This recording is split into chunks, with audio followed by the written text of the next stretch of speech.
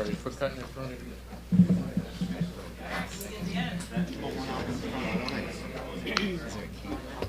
You just saw it. No, I'm not gonna have it. It's all good. Okay, you want me to take it? Okay, yeah, I'm not sure. We can go down. I'll look. It might. It might. Mr. Klein, Peter, are you pretty much good?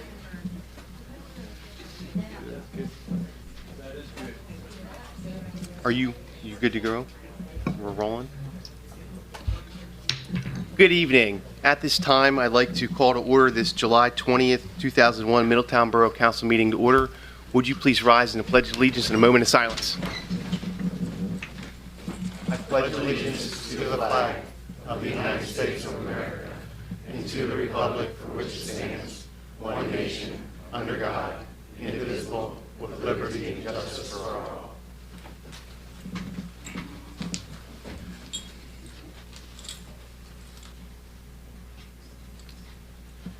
Thank you.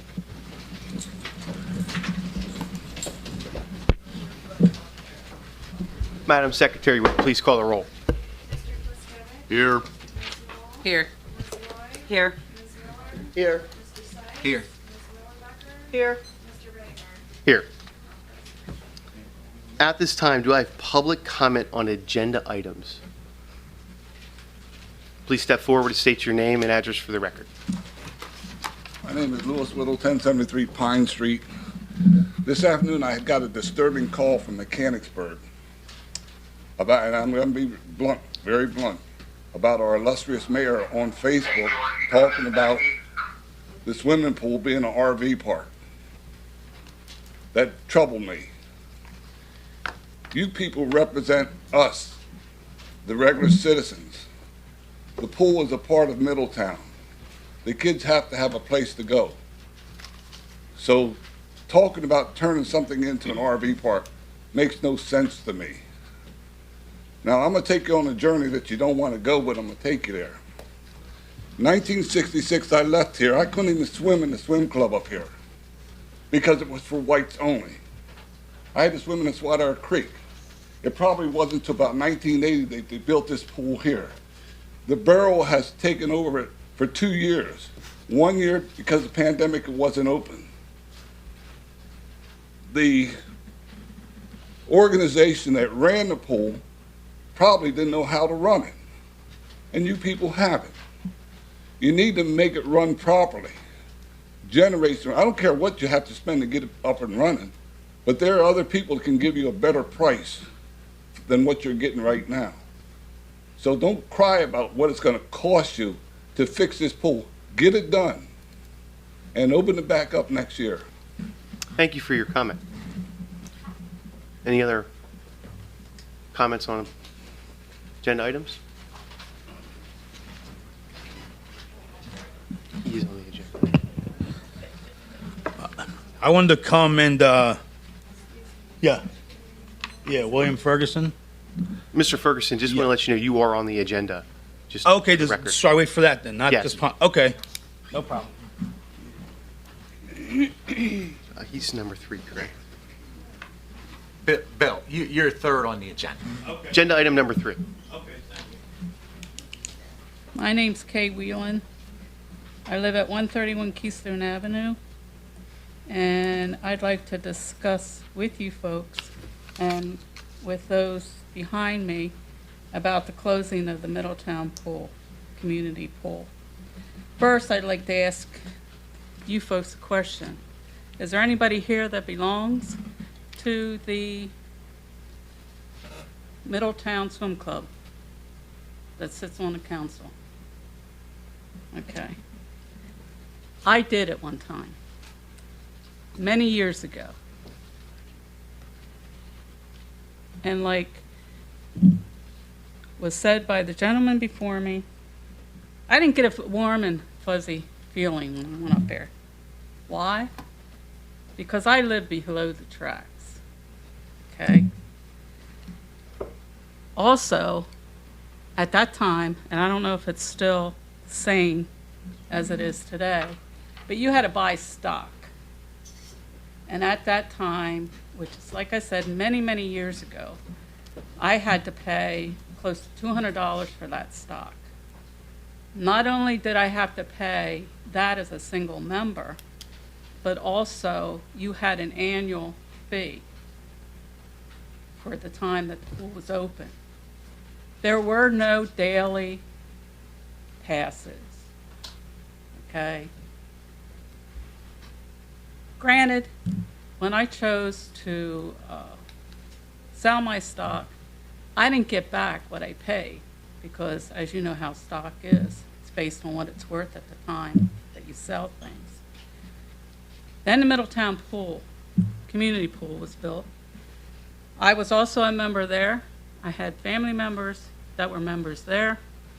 And fortunate enough for me, I have a niece that now has a home that has a pool, so I don't need to go there. Okay? There have been grants that have been asked for by the borough for certain things. The latest thing is Huffer Park, $1 million.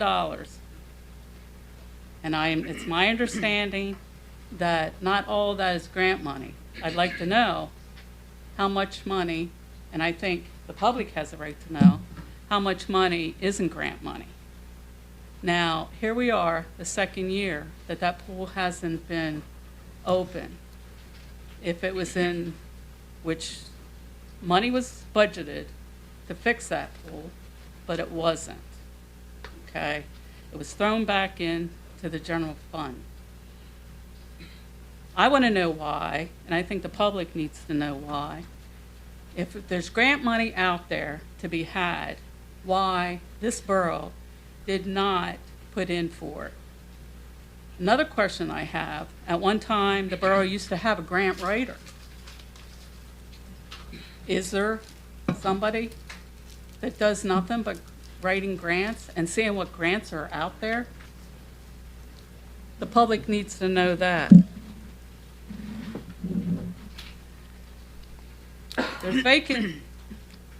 There's vacant space beside the boat landing.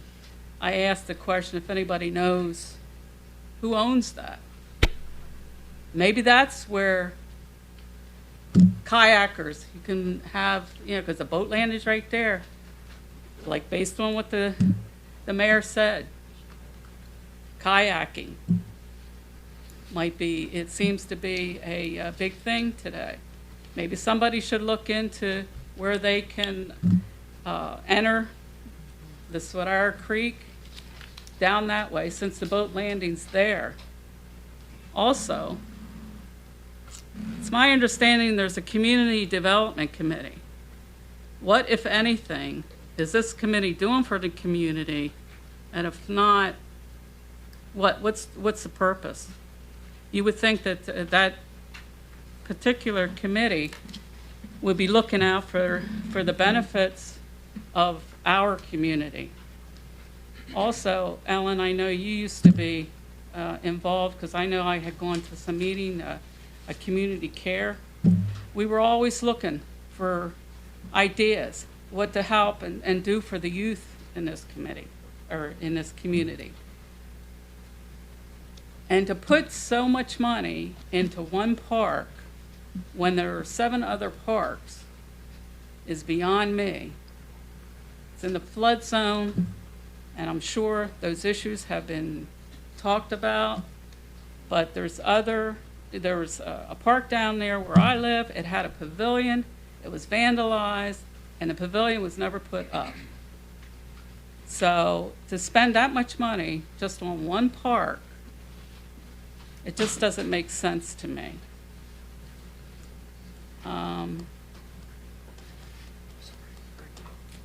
I know that there's a lot of other people probably that either is for or against it. I know taxes were brought up.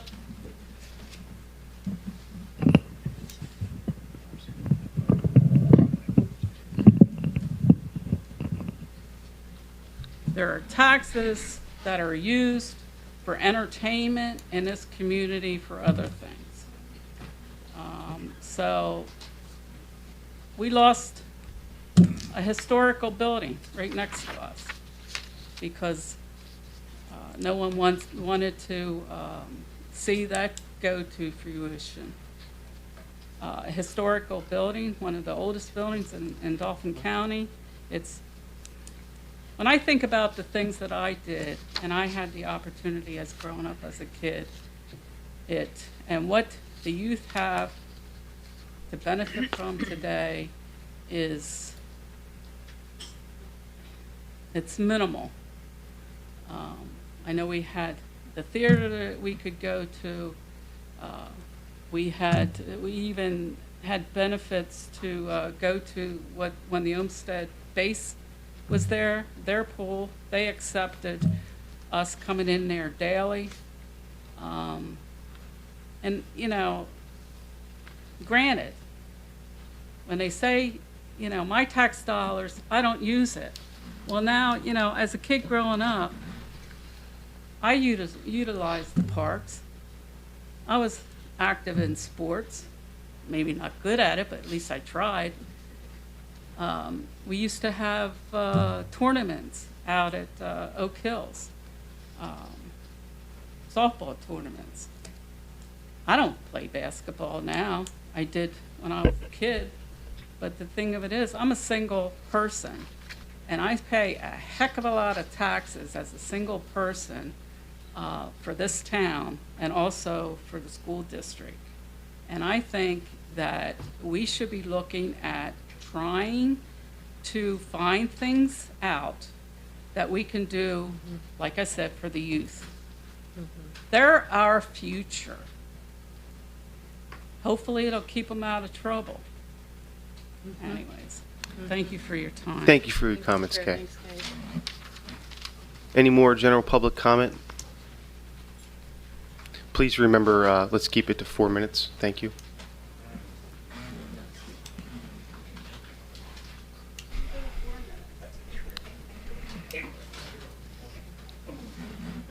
Deanna McGlone, I live at 805 Adelia Street. I'm here to talk about the Middletown pool that everybody, I believe a lot of people are here to. I want to address it not from a financial status, but from a community status. As a member of a governing body, your sole purpose is to serve the public, not to serve other agendas or enact your personal vendettas against other people simply because you harbor ill feelings for whatever. Little background on this pool. This pool, I know back in, I want to say 2010, maybe 2011, not quite sure. Former Mayor Bob Reed and I were instrumental in obtaining over $1 million in funds to fix up that pool. The expectation was that that pool was going to be maintained and be utilized by the public. And it is disappointing, it is shocking, and I quite frankly do not understand why the borough continues to not maintain their properties. Why was that money not allocated for general repairs? It is inexcusable for this council to take money for something that is done for the sole purpose for community enjoyment to be used for other items. This is not about money.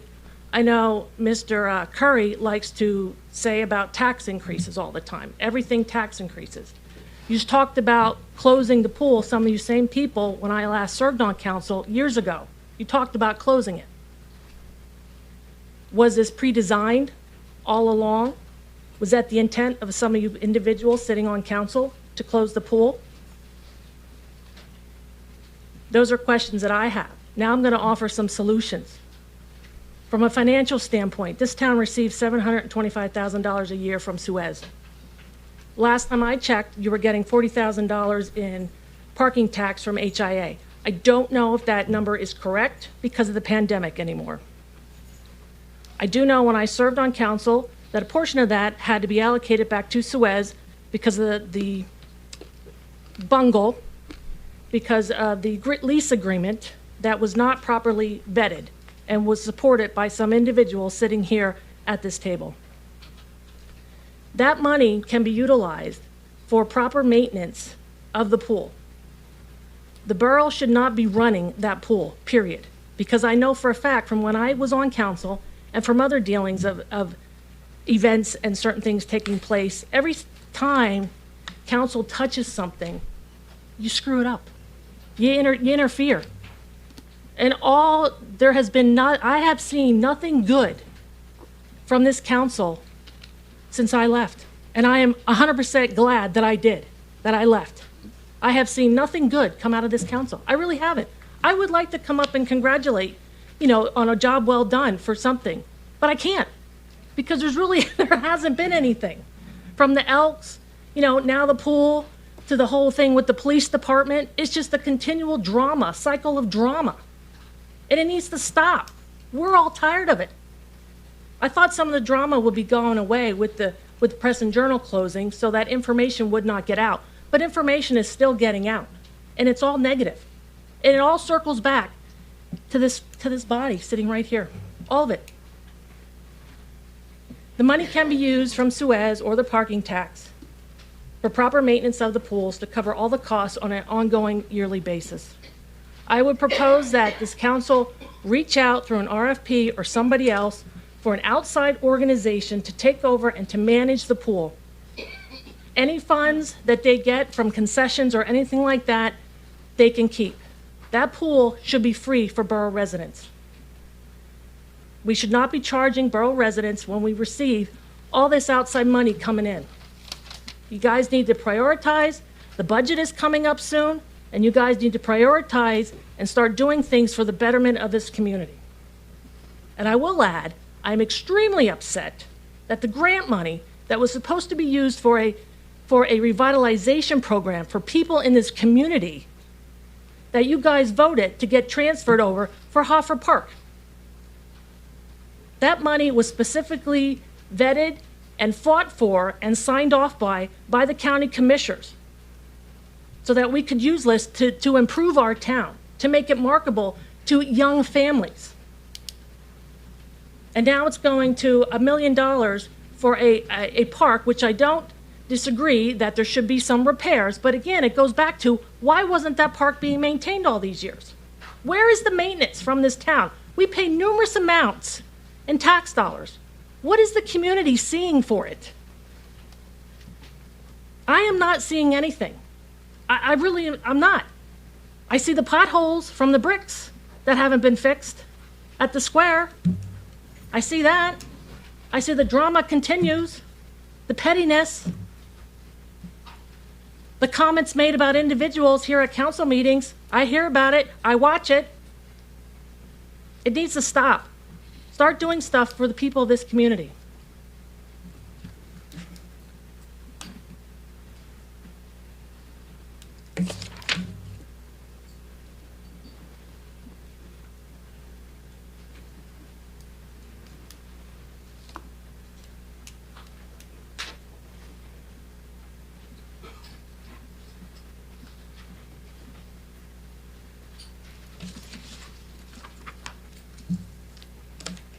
Thank you for your comments. Any other public comment?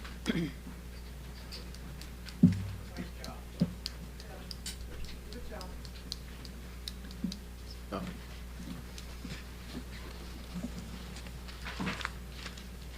My name's Autumn Myers. I don't live in the borough, but I was hoping you would let me talk since I'm directly involved with the pool. I'm going to look at this from a couple different perspectives. Starting out, since I don't live in the borough, the taxes don't affect me. From a personal standpoint, I obviously would love to see the pool stay open because I've worked there since I was 15 and some of my best memories are there. And it does offer the people that can't afford to go and get a membership at the swim club somewhere to go. But I do have to take my personal emotions out of the situation and look at it from a business standpoint as well, because that's what I was hired to do by the borough. And let me preface this with, if we choose to stay open, I am more than happy to do all of the fundraising, help with grants, all of that. I'm all gung-ho about doing our fundraising, but from a feasibility standpoint, we have to look at hard numbers too. Looking at it one step further than fundraising, if we do get the pool open, right now, we don't have anything over the swim club to draw people in. They have slides, diving boards, pavilions. Right now, we don't have anything, and it's great if we fundraise and get us open, but seeing as I'm the person that runs the pool, I do have to look one step further and what's going to get people actually there. And what gets people actually there is getting something in the pool that wants them to come, and that costs us more money. I do believe that we could successfully run the pool, which is getting us in the black, as pools aren't designed to run into the green. But that's if and only if we don't have to pay for water at the pool. I want the residents to know this, because I didn't know this until a couple days ago, that there's an impending deal with Suez that the borough's going to have to start paying for water at the pool in the next 2 years. And that is a major, major problem for us. If we are already having financial issues, us having to pay for water is only going to further that issue. So I gathered some numbers for you guys. This is based on the rates that Suez provides on their website. And this is just a rough number. And this is, the large pool has 253 gallons in it, and the small pool has 4,104.5. I'm going to be saying a lot of numbers, so everybody just stick with me. Is that 253,000? Yes. The small pool. The small pool is 4,104.5. To fill both pools at the beginning of the season, it would cost us $1,960.64. That's not just a one-time deal, though. I don't just get to fill the pool and then it's good to go. We have to backwash the pool, which is to maintain our filter at least 3 times a week. That is so our sand filter doesn't clog. So if I would not backwash the pool to save water, we would mess the filter up, which would cost us more money. I figured this number out by figuring out the cubic inches in the entire pool, because whenever we backwash it, it drops by about 2 inches. And then I figured out how many gallons are in the 2 inches that the pool drops. To refill the pool 3 times a week by that 2 inches, it would cost us, so this is 3 times a week for 15 weeks of the summer. It would cost us $2,769.75. So that is to fill both pools at the beginning of the season and maintain only the large pool. We are already at $4,730.69 in water bills. That does not include maintaining the baby pool. If we would have to drain the water further than that 2 inches, if somebody has a fecal incident or if somebody throws up.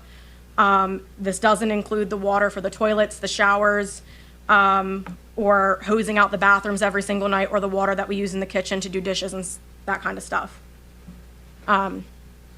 I have no opinion on what would potentially go there if the pool doesn't open. I'm only looking at it from a feasibility standpoint, and I don't want to hear both the community and council outraged when the pool further goes into the red whenever the water bills start coming in. Because no matter what amount of fundraising we do, isn't going to make up for the water bills. Some of the repairs on the list that I looked at probably could be taken off, such as the caulking for $18,000.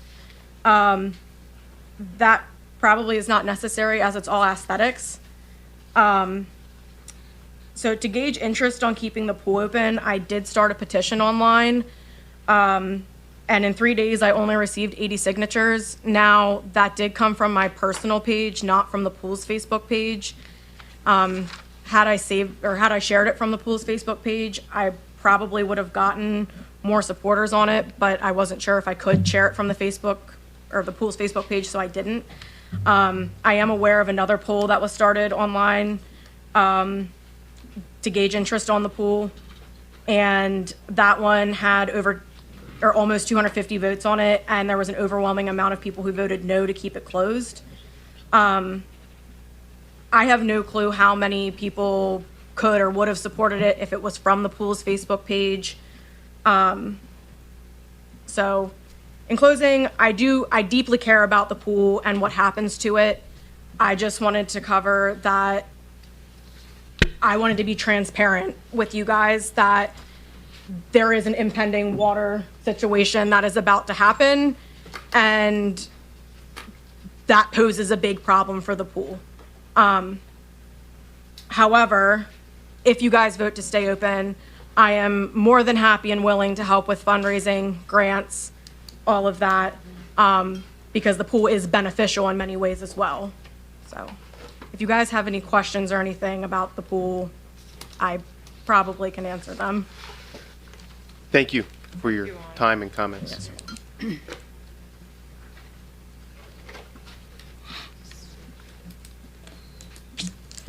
Any other public comment on agenda items? I just want to mention this because while I was talking, I knew there was something I wanted to mention, but I forgot. Out on projects.propublica.org, projects.propublica.org. There's a balance sheet from the George Fry Trust Fund for 2019. According to this, their summary, their description is they are to be used for the promotion of social services for youth in Middletown, PA. Their total assets for 2019 are over $2 million. Has anybody reached out to them?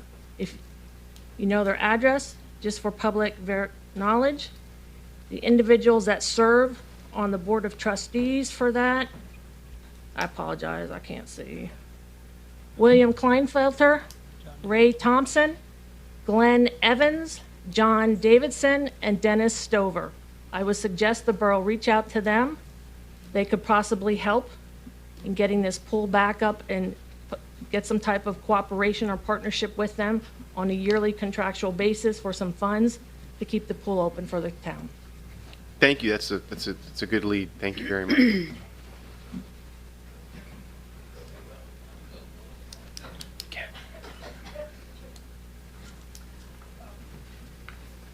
Greg Wilsbach. I just wanted to put just a real quick insight into some misconceptions or statements as far as going after grants and such for our parks. 3 years ago, we began a process of evaluating all our parks with our engineers, and Hoffer Park was one that was completed as far as the evaluation and the design, and regardless of if people like the design or not, it's going through. There was grant money for it. We also, and I'm not sure if many people know here, got grant money, and council has contributed $100,000 plus towards the rehabilitation of Spruce Street Park and Overdeer Park, which is over here. That's phase one. Phase two is we're looking at the parks, which will be next year, and we did receive matching grant funds for these two parks. Everybody keeps saying about getting grants. I just want you to understand there's a lot of work involved with that. A couple years ago, council took staff, not this council, previous council took staff and cut it in half. More than half. I work with 5 guys in a highway department that used to have 13 guys. So when you talk about maintaining, even just getting grants, writing grants, the time that that Sally and Ken and Grace and myself spend on the phone with DCD, engineers, so forth, contractors, you name it. It's very, very time consuming. And we are doing it. We are doing our parts for the kids. We've seen a need for it, and council has committed.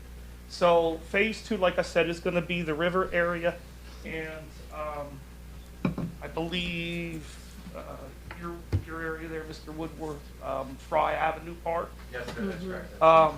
And then phase 3, we're looking at the overall picture for some other things, rail trails and so forth. So my phone and door, my phone's always on, my door's open.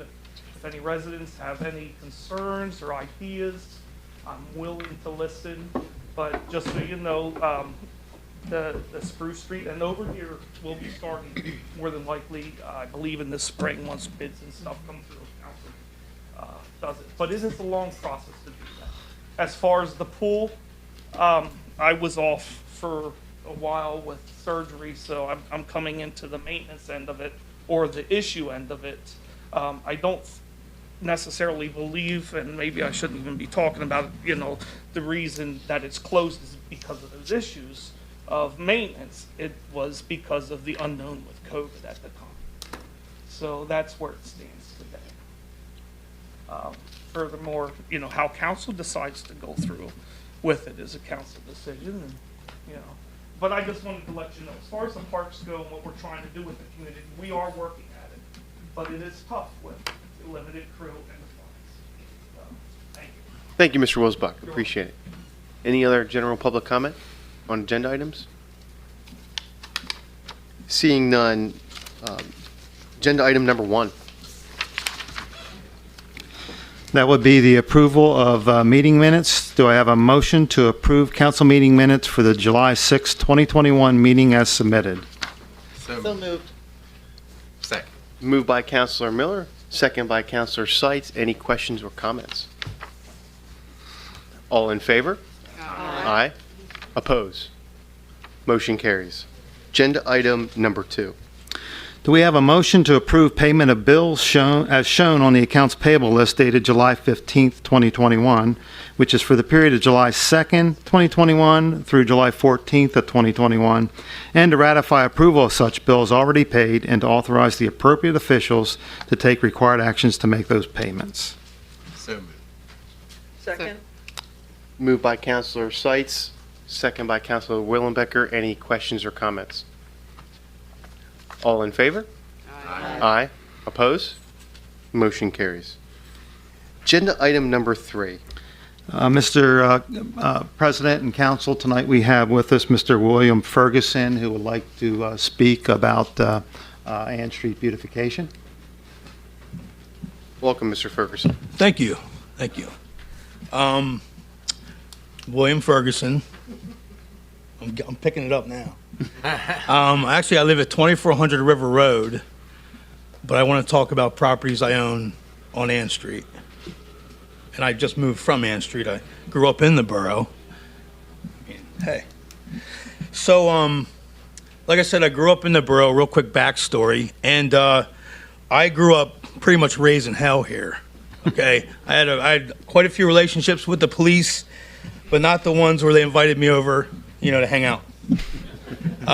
So growing up, you know, and turning over a new leaf and actually figuring out that I wasn't right about everything, I figured Middletown's not a bad place. You know, it was a good place to grow up, and the one thing I wanted to do was come in and take an area and just start focusing on helping and revitalizing and beautifying, and real estate's an area that I like, I enjoy, and so Ann Street was my kind of my crusade.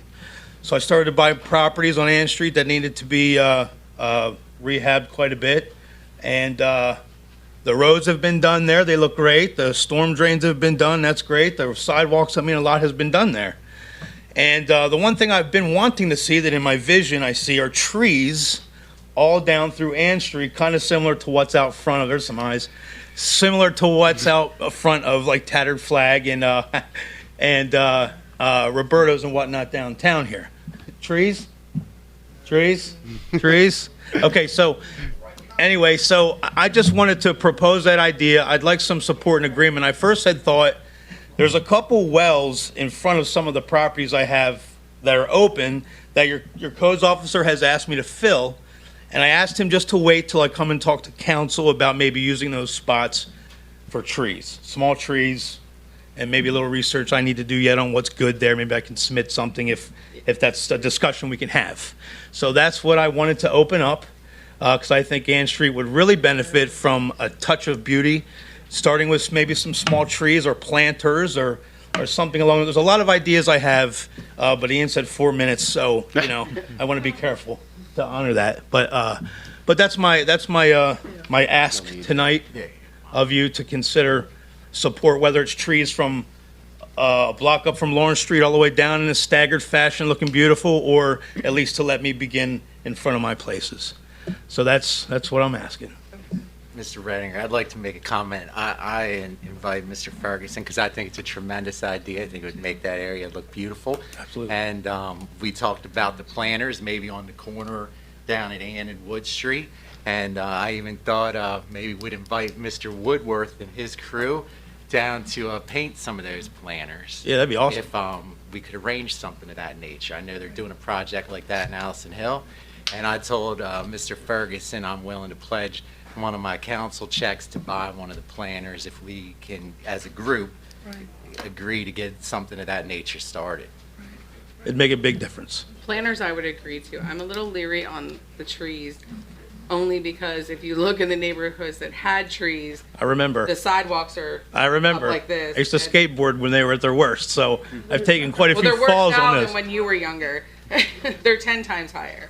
Well, I mean the ones that have been, like all the sycamores or whatever that were down, so I understand that totally, but maybe something with a different root system or smaller, maybe something along those lines, but okay, is this something we can discuss again, or is this something I'll hear back from, or is this something you'll decide tonight, or? Ken, if Mr. Ferguson were to choose to plant those trees out there, I guess, what would be his direction, given comments that were directed to him by Al, and maybe Greg wants to. Yeah, Mr. Ferguson contacted me on this, and I pretty much had to explain to him one time the borough had a shade tree ordinance, shade tree committee. That was also gotten rid of previous proposals for whatever reason, and we're kind of limited on what our powers are then as a borough. You know, what we can let people do or not do when it comes to that. And I don't know if you know, just driving around, you see all the dead trees that are those in the right of ways. Now I understand, the trees that were planted down there after the 72 flood were not the right trees. They were supposed to be a dwarf, didn't turn out to be a dwarf. I did take a lengthy course with the state to become certified in tree programs, and there are a lot of programs out there.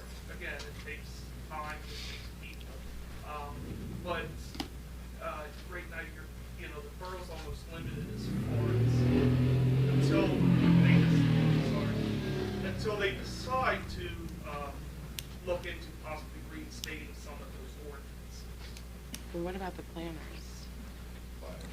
Instead of the trees, what about the Trees- planters? Trees do, and even with our MS4, which is the stormwater and so forth, if they're planted in the right way, if the grades are in the right way, and you have the tree boxes down. Yes, trees will eventually lift the sidewalk depending on the types of trees. Most trees, almost all of them. But you go into that knowing that, and 30 or 40 years down the road, you will probably have to go through and replace trees again and do it all over. It all has to do with the environment and aesthetics. So, 34 years something is a that's- nice investment. It does totally It's only change doing it 2 years. the look of a neighborhood. Oh, yeah. When you drive down a street and there's no trees, and you turn around and plant the trees, and you drive down that same neighborhood with those beautiful trees planted, it does change the look. Now, you do have people, I have a tree in front of my house, I totally get it, but you're not ever gonna make everybody happy. So But that's where I left it with him, and that's where, why he's here tonight. Mr. Ferguson, Yeah. could you We share don't with have- us the we don't have addresses any of your regulations. properties so we can kind of picture? Sure. I'm all on the 200 block, right where the hill starts off by Mansburger, Old Mansburger School. Right. I'm 225, I'm 233, 238, 250, and 258. Now, the wells that I'm talking about are in front of 233, How big they are? 250, and there's one there's one in front of 225, but it does have a snow emergency sign stuck in there. Maybe we can kind of shift that thing. Oh, gotcha. My question would be, Yeah. if you're gonna put the trees in, who's gonna maintain We them? maintain. Me. Let me answer that differently. You're gonna maintain them, but they're gonna be there for 30 years. Yeah, well, as long as I own the property, I will. Right. Oh, you're, Ms. Knoll, are you referring to his personal properties or the whole block? Wherever he is going to plant the tree, who is going to maintain the tree? So if it's gonna be, if this turns out to where you allow me just to plant where I own, I'll take responsibility for it. I'll buy the tree plant myself. Mr. I'll Ferguson, maintain it. I don't believe we have any ordinance that prohibits you from planting. Meanwhile, I mean, you can, as far as I'm concerned, In front of your own house. you can go put them on your own property. On the No- sidewalk though, out front? That's talking what, about that's That's what the- we're understanding. That's why I wanna Well, there's discuss no, it. I believe there's no ordinance on our books that would prohibit you from doing that. Okay, well, that was easy. Greg, may I ask, the trees that were planted on Union Street as part of the streetscape, They're like Winterberry hawthorns.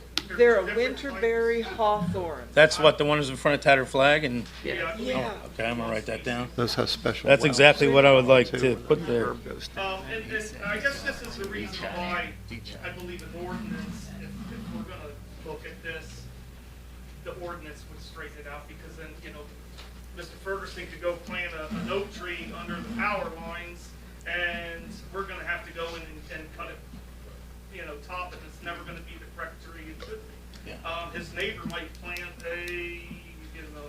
something else next, so if to do it right personally, you have to do it right. You have to have It's a in the plan. right of way. You have to have It's the got ordinances HOP. and probably a change. We, Is that in- is that we a- started not- an ordinance. It's PennDOT, right? Yeah. We did the We street- probably should clarify that although Okay. Ian said that, I don't know that we're 100% sure unless Al went through the ordinance. And I honestly wouldn't That wanna they're- go, honestly would rather have agreement to do that Right. than just say, hey, guess what I just did?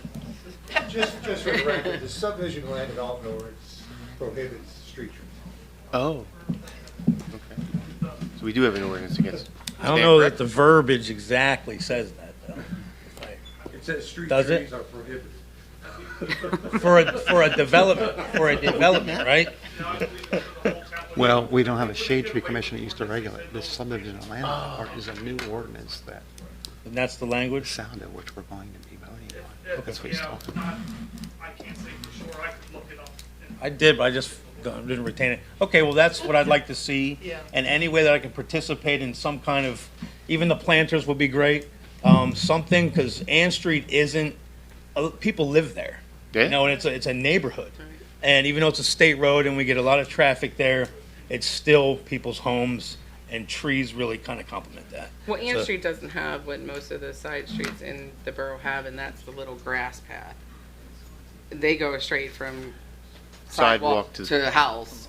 They don't Right. have that little grass path and then the sidewalk and then the house. Right, but they have the wider sidewalks, though. They do have the wider side. So, is that something that, how would I know what you determine for what I could do? Is it possible that we get him an answer within 18 months? No, jokingly. I was like- 18 months is a joke. I was Um, pretty sure that was a joke. I was like, and that was good. I was going to ask you if that was a joke. If you came at That's regularly, okay, you'd whatever, get hey. 18 months. I'm not going to shake But the thanks tree. to Public so to Safety speak. Director Baldwin, we got that resolved quickly. No, but can we get him an answer within a month? We can have Al meet with Jim and see if there's any restrictions on what we need to do. Can we check the ordinance? I was gonna say, Yeah, check the we'll have ordinance. Al and me, and we'll get with And Jim and we'll Quite review. frankly, Greg. the saldo may not apply if you're not doing a land development. Right. You know what I mean? That's not a It's not generic. land development, right. But we also have to watch out if, where's the right of way for PennDOT? Because if you're doing anything, stepping into the PennDOT right of way, that triggers the PennDOT highway. So we have to check the ordinance and check. I just don't know PennDOT enough about the right-of-way. facts there to. Mr. Ferguson, Yes. we have to gather some more information. That's great, that's fine. But we will, myself and Mr. Seitz, we'll keep on top of it, and we'll make sure you're kept in the loop. Okay, And, you know, we have answers in a timely fashion. awesome, I appreciate Mr. that. Ferguson, I still pledge my check to you. Hey, you're awesome, man, thanks. Thank you for the time. Thank you, Appreciate Mr. Ferguson. Agenda item number 4. That would be our August business meeting date. Do I have a motion to cancel the August 4th, 2021 regularly scheduled Borough Council meeting and advertise a special meeting for August 3rd, 2021? So moved. Second.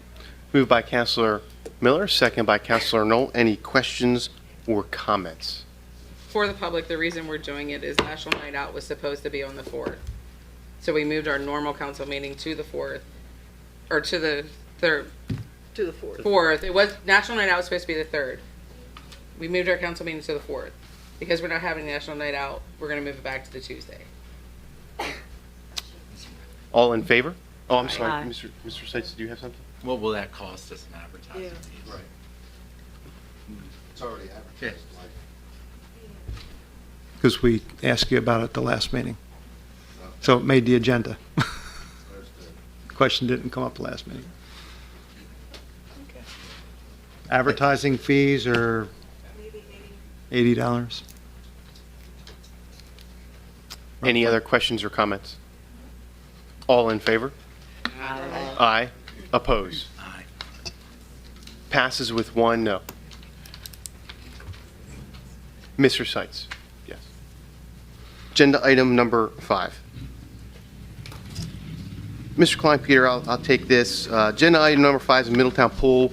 Obviously, we have a lot of emotional debate tonight on this. I'd like to open, we've heard from the public. Thank you very much for your comments. I would love to open this up to council and the mayor. Does anybody have anything they would like to say or comment in regards to the Middletown Pool? Mr. Seitz? Renninger. Mr. Klein-Peter, what is the bare minimum we could spend to get the pool open and that it would sustain itself for more than 1 year? The cost of paint, I think, is what Matt Miller discussed at the last meeting, and some minor repairs. I don't have a dollar figure, but it is in the budget. As you recall, in budget time last year, council voted to make the repairs to the pool with the funds in 2021 that were earmarked for chemicals and other operational expenses. Since the pool wasn't open and those budgeted funds are sitting there, the money can be reallocated for paint and minor repairs this year. So just to add to what Mr. Klein-Peter said, Councilor Knoll and I met with Matt Miller on Wednesday and just walked through the pool and looked at the estimate. So the estimate that came back in October of last year, which then was revised in July of this year, we went through that estimate, which was roughly around 80,000, give or take a little bit.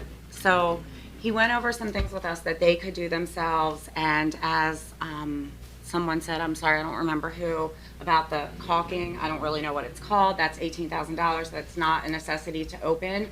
So Matt did send an email back to the company that gave us the original estimate asking if they could take out certain things and send another estimate. Unfortunately, we have not received that back yet. So we would have a better idea. It's just we didn't get that estimate back yet. But you're saying that could be just paint. Well, I mean, paint is what it needs to fill the pool. There are other things that need to be done. I think there were new toilets purchased, there were lights purchased, there were other speakers purchased. Yeah. What needs to be done in order to open it would be, there's some patchwork that needs done, which our guys can do. There's some tiles that need redone, which we have tiles, I think we have the tiles in the shed to do that, and the paint. That's what we need to do to bring it just to get it there for next year. And just to clarify, us filling the pool this year would be not cost anything due to, we still receive water from Suez. Right. And Matt went back to Boyer for that other quote because he wanted their skilled people to do the tile work. Correct, yes, yes, you're correct.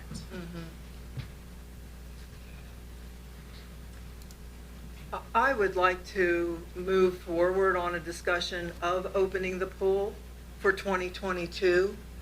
I also appreciate Autumn's presentation suggesting that maybe we do a forecast of the pool over the next 5 years so that we have a sense altogether rather than waving around, it's expensive and what does it, you probably know that for the past, the borough has operated the pool for 1 year, 2018. It's a very short period of time. We were operating the pool, as you recall, when Olmsted Rec decided that they were no longer going to be an entity and it became Mara, and Mara wasn't interested in operating a pool. So all of a sudden, the borough isn't just maintaining the pool, but operating the pool at a loss. We only have 1 year of that experience. So it might make sense for us to say, given the small amount of money to reopen a service that's beloved and needed in this community, why don't we do that? But give us some time then to work on a responsible forecast of expenses so that we can have a conversation together. It is a, I don't mean a balancing act like we're on a high wire, but the balancing act is between expenses and services. That's a borough budget, right? The pool is a service.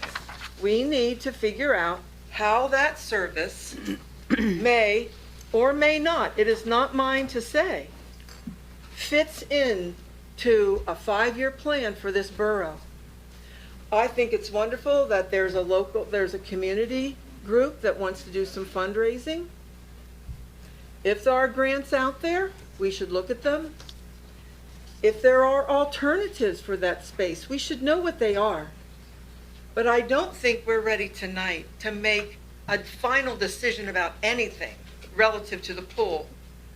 More than, let's get back on the saddle and see where we go. That is my thought. No, I was hitting mine.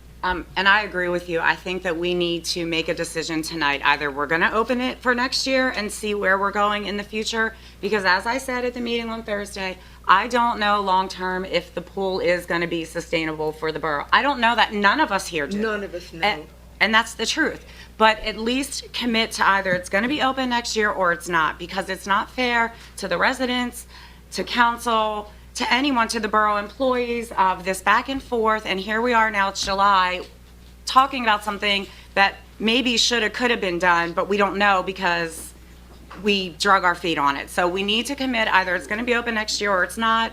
And I agree with you. I think that, this would give us time to look at other options. And, if we're doing studies of the other parks, I was looking for Greg, maybe that's something that HRG can look at too. Yeah. The long-term sustainability of the pool. Is it feasible? Is it realistic for the borough to have it?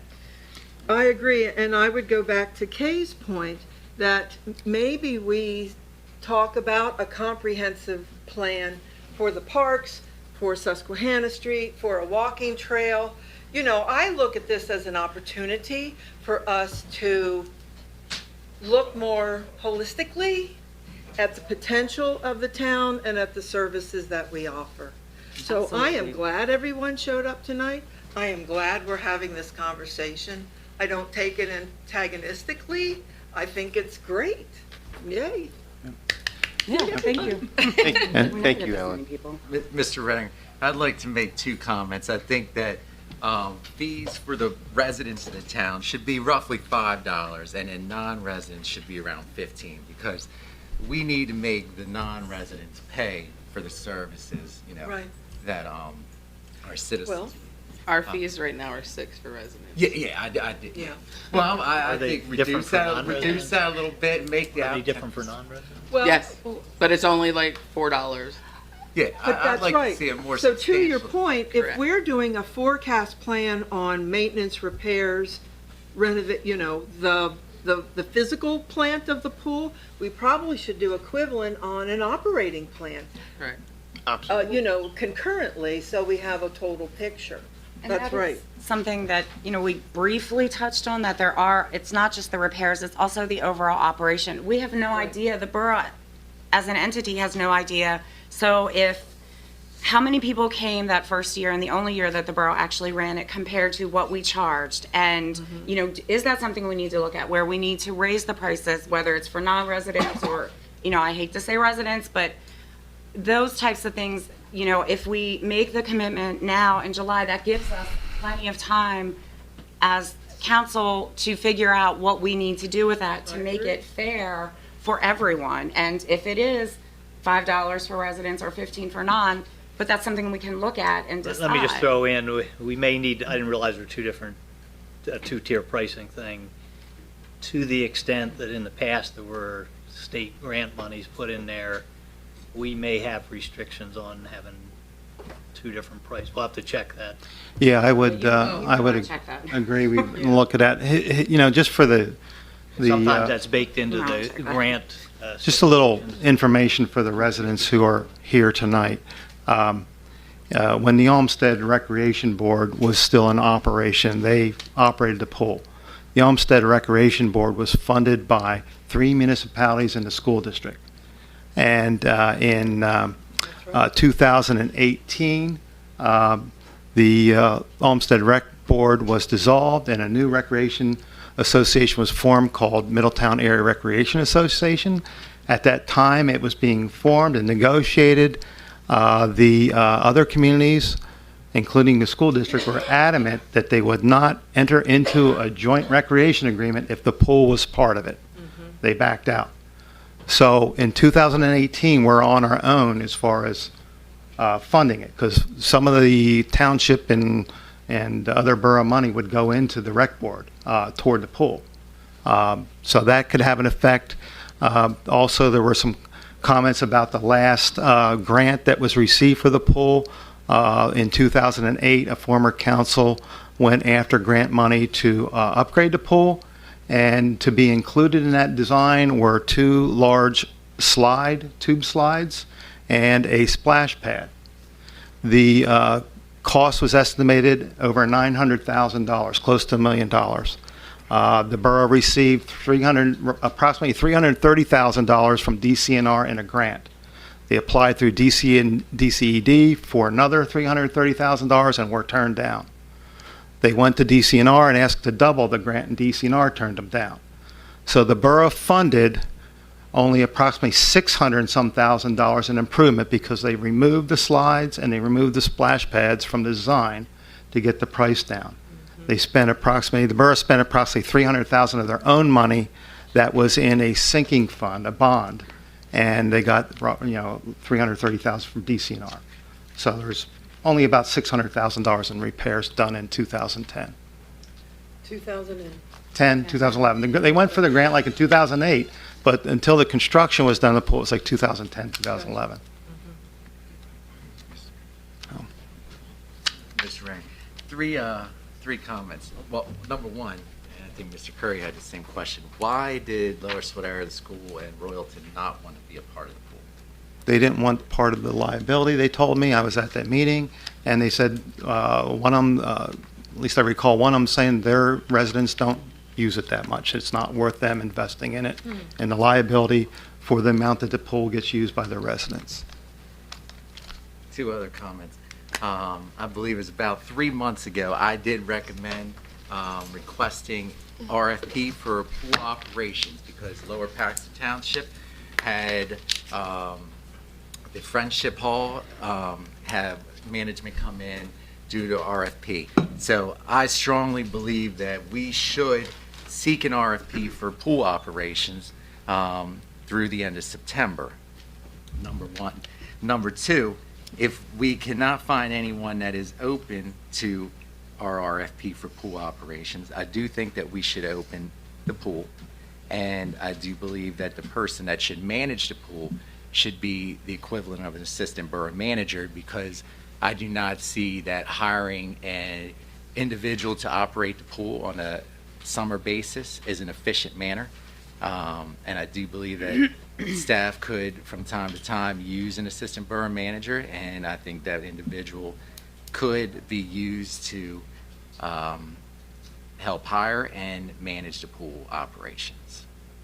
But first and foremost, I do believe that an RFP should be issued to seek companies or nonprofits that could manage the pool operations, and seek those RFPs through the end of September. Thank you. Does council or the mayor have any other questions or comments in regard to the pool? Mr. Wright, I'll just make a motion. I'm going to make a motion to do an RFP for pool operation managements and seek the RFP through the end of September, allowing us enough time to then, if we do not receive any RFP information back, to proceed with management of the pool. Is that something that you'd be adding to time sensitive? Is that, I mean, right now, we haven't had public comment. My question Well, is, we that have we're that talking about an pool. RFP to manage it this year, and the repairs aren't done yet. Well, I would have that, we would complete them. Well, we talked about the tile work being done by a professional. We don't have a response from them yet for a price and a time. So if we're going out for an RFP before we know that, we might get crossed up. I know Matt made that request, but he hasn't had the, because staff doesn't have anybody to do experience in doing tile work. I could imagine, is it time for discussion? Yeah, we're talking. We're talking. I could imagine an RFP idea maybe going forward. My feeling is it's a little too early for us to even explain fully, based on our limited experience, operating the pool ourselves. I'm not saying that if someone wanted to take that on, that could be a good thing for us. I'm feeling not right now, though. I think it's part of our more forecasting, long-term thinking through. I really do. Mr. Reitinger, government never operates efficiently.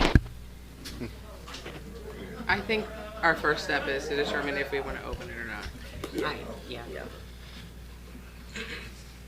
I'm providing Grace a copy of this survey, just so she can add it into the minutes.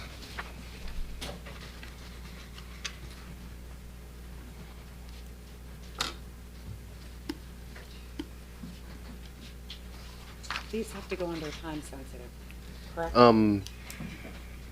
If somebody wishes to make a motion, we can open it up. We can open it up to public comment.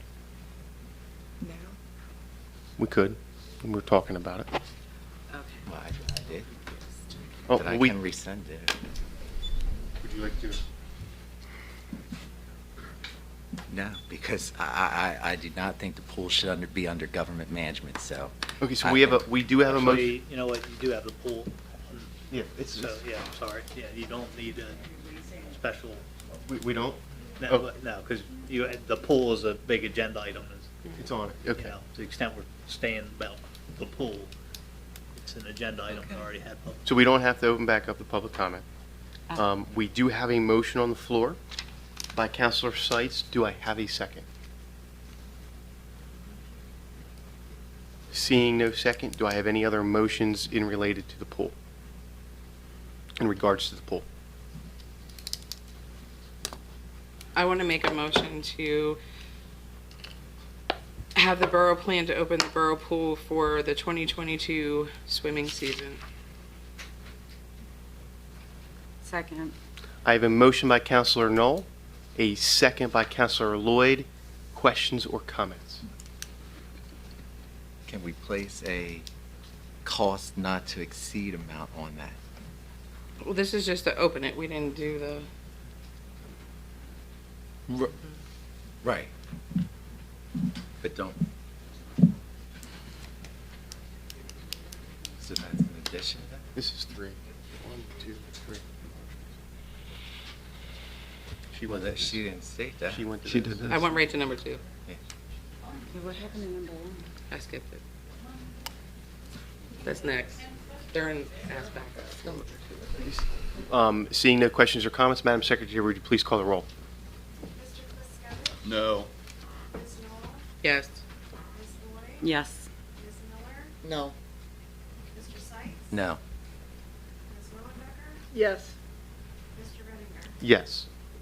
Motion passes.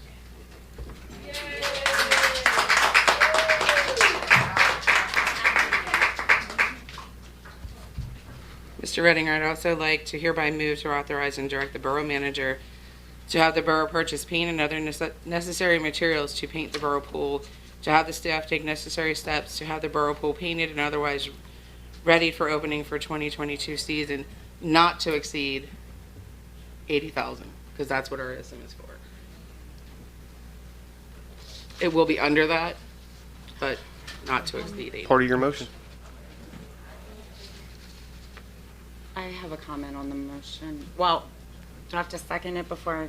Okay, second, and then I have a comment. I have a motion by Councilor Knoll, a second by Councilor Lloyd. At this time, do I have questions or comments?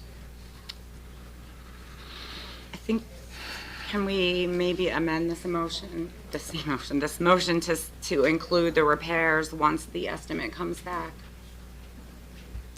Councilor Knoll, do you move to, I move to amend it.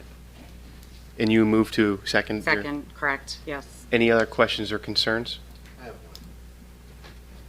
I attended the meeting on Thursday regarding the necessary repairs to the pool. My comment was echoed by, I believe, Ms. Knoll, that Matt had made previously, that there was a hollow spot behind one of the walls. Has that been investigated at all? You can't hear me? Excuse me, you're right. My apologies. So at the meeting that I attended on Thursday, there was a notation that one of the walls is hollow when you knock on it. And that is a comment that was made by one of our Public Works people, Matt Miller. And my question is, has that in fact been investigated to see if that's accurate or not? Actually, I believe it's on the estimate here. It's not that the wall is hollow, there's a space on the wall. When you come down the ramp, it's on the right-hand side, obviously, because the water's on the left. There's like a little space, you can kind of see it, and if you knock on it, you can tell it's hollow. So on the estimate that Matt had sent over from Boyer that we received, it says, patch repair interior shell areas, filling in divots and the broken areas. So that is actually included in this estimate already. But I'm confused because I thought I'm hearing that we're paying for paint and materials to just get it open. Are we doing that as well? Because that would be a concern if there's a hollow spot. We got a not to exceed $80,000, so I think we can take care of that. yeah. The motion was amended. To do the repairs. Not, so everything we talked about earlier in terms of we're just going to do what we have to do to open it is not in fact accurate because we just passed and amended a motion to do not to exceed 80,000. That's what I heard. Okay. We didn't pass anything yet. We just have a motion and a second. on the And floor. again, I not that understand. That motion is going to be there because we're waiting for the amended one. If you want me to lower it, I can lower it. No. We I- did it you- because that's you- what the You estimate borough was. council members proceed as you will. Mr. Redinger, I would entertain it if we kept it at about 20,000 or less. But I don't know. I think your paint's gonna be at least, I thought we had what was the this in paint? 500. Well, it's not broken down by, yeah. We don't have the repair estimate yet. I don't know. I don't know what Matt asked for. We're voting. We don't even have a repair list.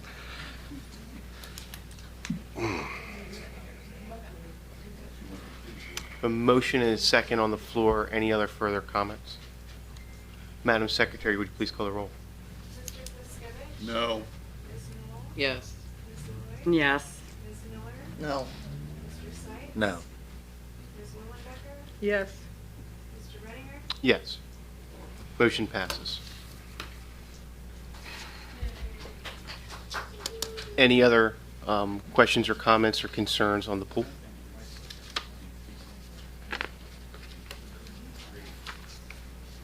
Seeing none, I would like to move to agenda item number 6. Agenda item number 6 is my report.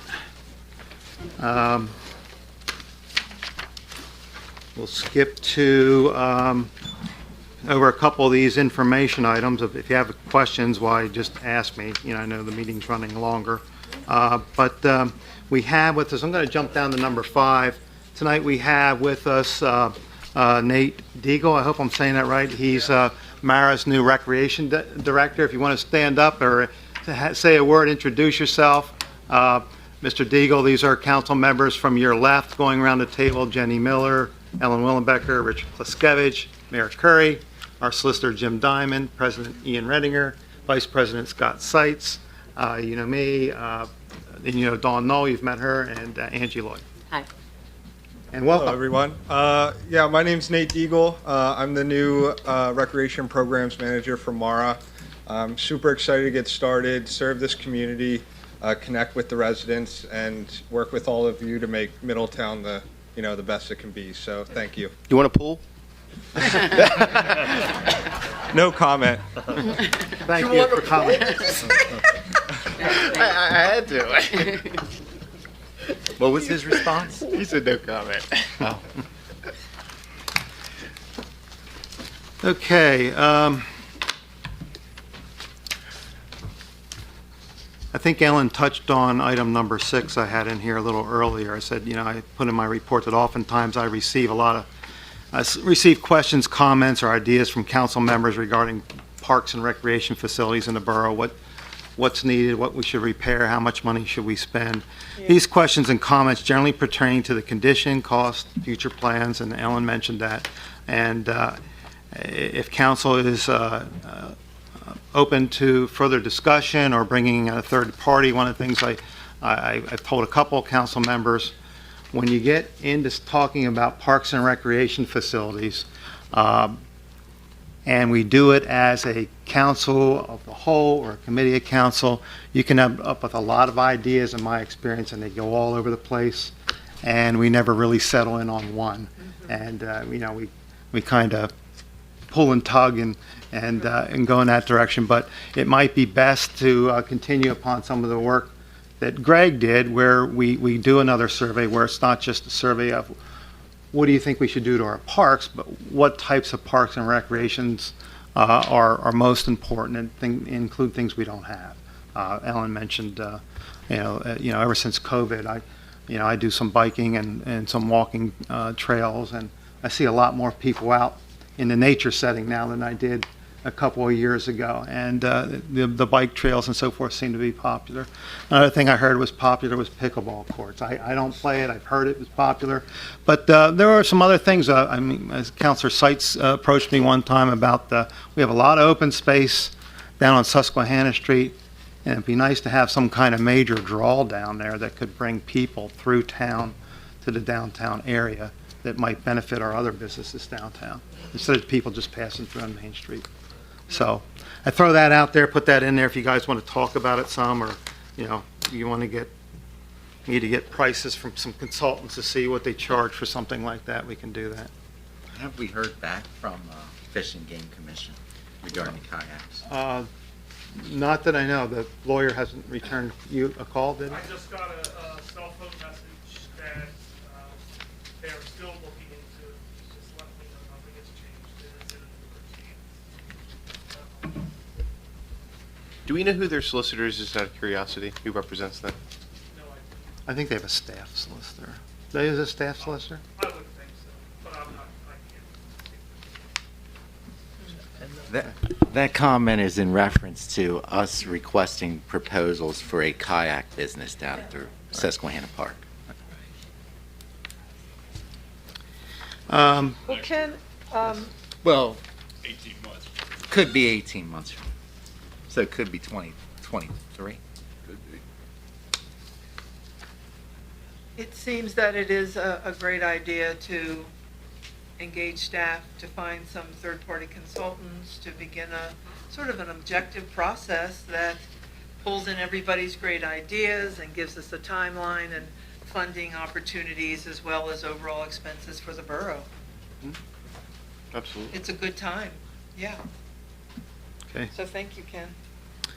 Agenda item number 7, just to alert you that we are, the bid for the new trash hauling contract is being advertised. We have a mandatory pre-bid meeting scheduled for August 10th, and bids will be opened on September 1st. We advertised for a new 3-year contract. We're at the end of a 3-year, and we'll see what happens there. Just to let the residents know, like everything else we're seeing at the grocery store, at the gas pump, we're told to expect an increase. And a lot of that has to do with the trash companies aren't getting the recycling money anymore. They can't ship it overseas. There aren't enough recycling plants in this country, and they're just not getting paid. Lots of times recyclables right now are being dumped with the trash and burned in the incinerator. So that's going to affect the prices. Plus, they have employee shortages. They can't get drivers. They're doing bonuses, and they recently gave us an alert notice that another community in Pennsylvania, I think it was in the eastern part of the state, they had such a shortage of drivers and waste that the borough employees actually got in and drove the trucks to get the trash picked up. You want to take that over? Yeah, sure. I got a CDL. Okay. So number 8, HT Partners has submitted their a request to reduce the letter of credit for Woodland Hills 6A and 10A. The HRG, our engineer, reviewed that request and recommends reducing the letter of credit. So I'd like to put that on the agenda for our August business meeting. Anybody questions there? No, please go ahead. Okay. A couple other information items, issues there I can skip over. As you'll see, item number 10, the information on the Elks has not been received from the engineer yet. The contractor did look at the building. We just didn't hear back from them yet. Have we received any word on when we can dispose of that building, Mr. Solicitor? We will be talking. Yeah, we're going to talk about that in executive session. How long will we be talking about that for? You'll determine that when we get in executive session. Okay. We listed that property for sale, what was it, about 2 years ago now? The ICDA did when they owned it. Yes. Well, yeah, before I came. My understanding, we couldn't even sell that property at this time, correct? Legally. And 2 years ago, we listed it. Not the Okay. council, the ICDA. Right. Yeah. Could the Yeah, there's not a ICD lot of interest in it, and it's got some challenges. Well, there's Like to do interest in it something now. with But we'll have to move expediently to get it listed to get it sold. that. No, we can sell it. I'm confused, because I thought that Scott just said it was your understanding that we can't even Yeah, sell it my now. understanding is that But there's... legally, we can sell it. Oh, but my understanding is that legally we can't because I thought there was a condominium agreement. That... That's a step we have to take care No, of beforehand. we can sell it as a condominium unit. Okay. It was Yeah, probably no, we can discussed in sell it. Executive session we went through. Okay. Yeah, we're going to talk about what you guys want to put in the invitation for bids in the executive session. No, it can legally be sold now. It's cleaner if we possibly. No, we're good. It's So a we matter are of good. determining what terms you want to put in Sorry. to invite bids. We'll continue this in executive session. Mr. Klein-Peter. Okay, we talked about 11. Number 12 is the Amtrak issue, the old train station down on Mill Street, which will be abandoned when a new train station on Main Street opens up. I spoke at one of our recent meetings about possibly engaging Amtrak in renewing an old expired lease agreement for 25 years. And lo and behold, just recently I received an email from Amtrak that my business friends at PennDOT have been working behind the scenes that I was unaware of. And Amtrak now is willing to put forth to their board the issue to sell it to us. and PennDOT is going to provide the survey at their cost. So we'll, more on that later when I get some more information. Number 13 is a special request from Mr. Harry Kappenstein. He's a barber. He would like to use the Huffer Park Pavilion on August 22nd for 3 hours to give free back-to-school haircuts for kids. So he'd like to use it, free, so, I'm bringing it to council. I'd like to put it on the agenda for your vote and all, at the business meeting. Item number 14 is handicap parking request for 116 Adelia Street. Our code office has looked at that and is recommending approval. So I'd like to put that on the agenda as well for August 3rd, if there are no objections. Agenda item number 15, or report item 15, staff received a letter of interest from Kesey Kleckner, who is willing to serve as an alternate on our Civil Service Commission. That alternate position is vacant. If there are no objections, we'd like to put that on our agenda for August 3rd. And the last agenda item there, number 18, is our emergency medical service contract is up this year. And I've been in contact with South Central Regional, and good news is they submitted a proposal to extend and renew another 3-year agreement with no increase in cost to the borough. So I'd like to get that on the agenda for Please, August 3rd. before they change their mind. Right. Do we want to vote on it? We recently talked pretty much at length about parking regulations in the borough. I believe at one of our most recent meetings, Mr. Whittle talked, compared to what Hummelstown is doing compared to Middletown. I provided an email to council and the mayor, and that same report is in, or same write-up is in my report here tonight. If council should have an interest in changing or revising any of those ordinances, we can talk about it now. You can direct staff. We can talk to, if you wish, we can talk to the Solicitor Diamond about making revisions. One was an obstruction ordinance, obstruction to streets for those who weren't here. Another one had to do with trailers parked on streets. And the comparison was made to... I hate to interrupt you. Sure.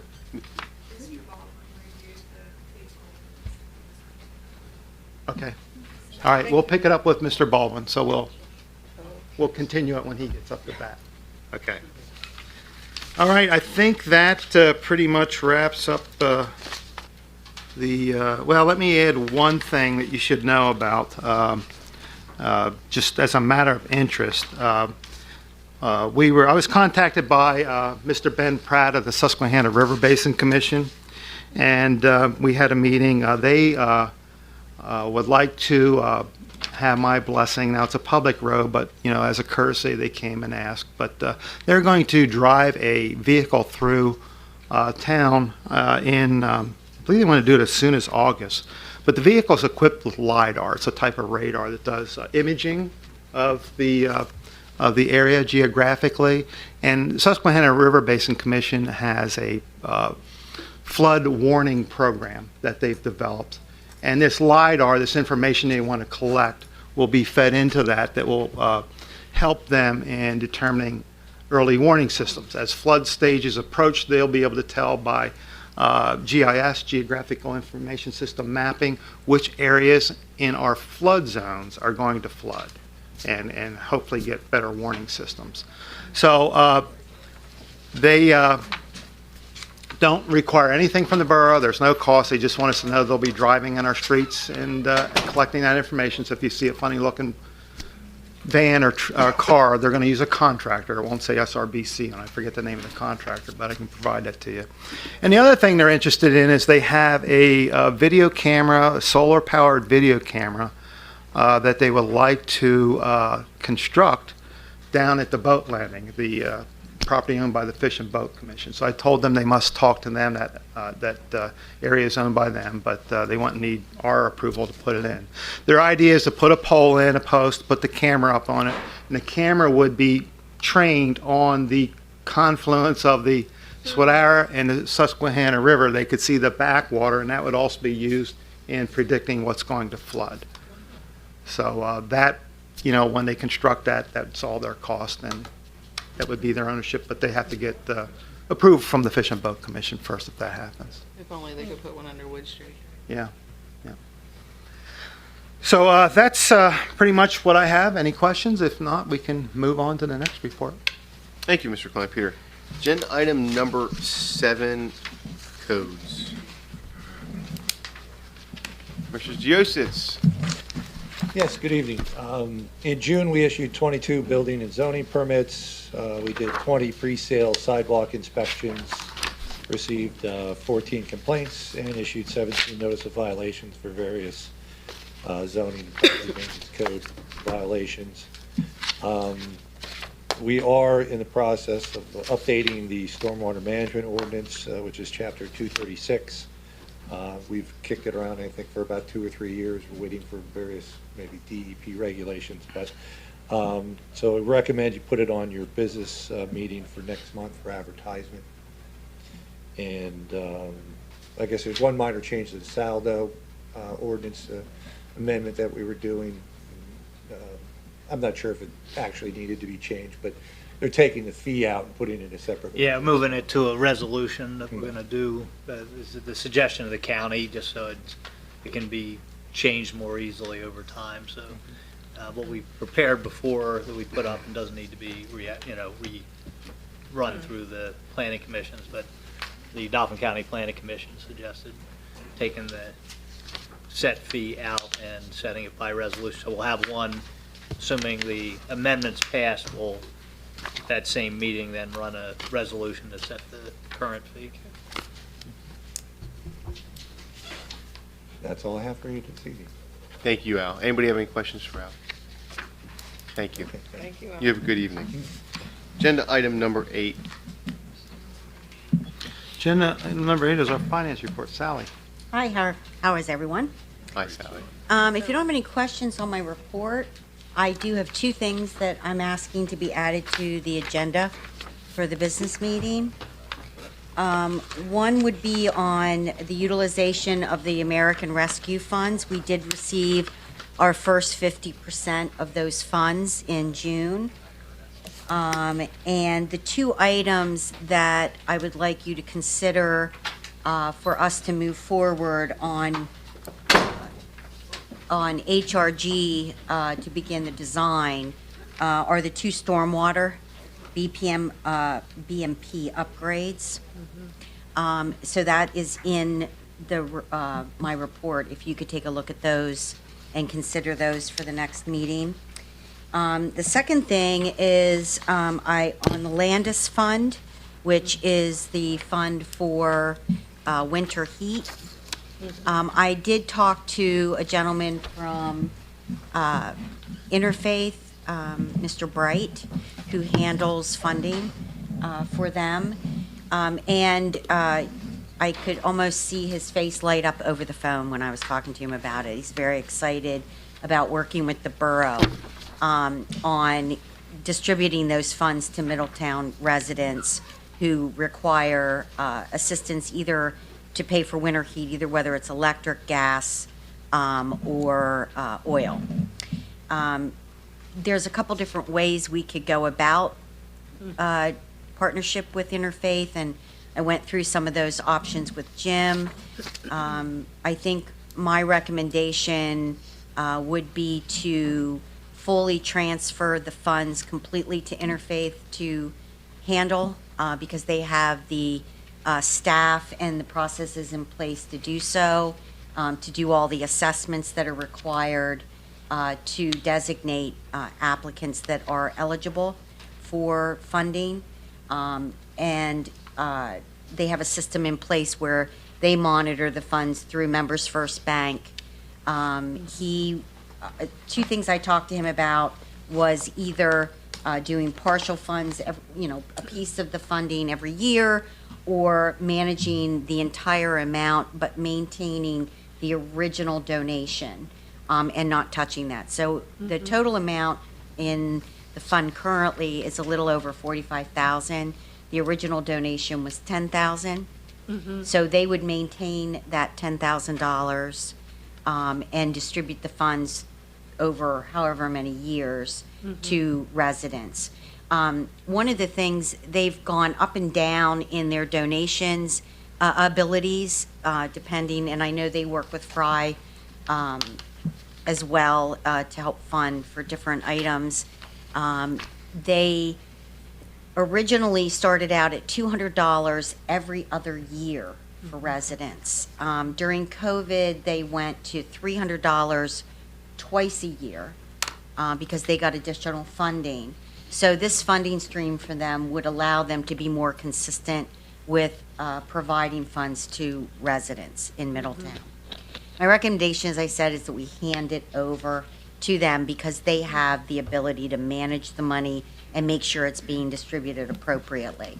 The other alternative, which Jim can talk to the benefits or the negatives to either side, would be to maintain the fund here and take a percentage every year and donate that to Interfaith every year.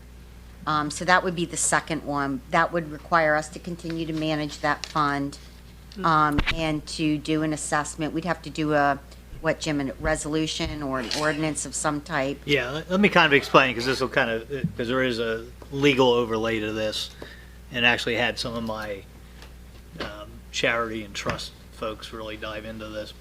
So, couple things. One is that we talked before about the, complications now that weren't there in the 1930s for government body to be picking and choosing who gets these kinds of things, and there's a due process protection, lots of overlays. But in terms of that money, we can, because it's $40-some thousand, under $100,000, that puts it in a small trust category where we can actually terminate that trust and turn it over to somebody else who will take over the trust completely with the same obligations by getting a relatively easy approval, assuming it gets approved by the Attorney General's office. So we could do that and be out of it. So it wouldn't be merely that they are administering it for the borough. The borough would be done forever. They would now be the fiduciaries of that, the will monies that were left.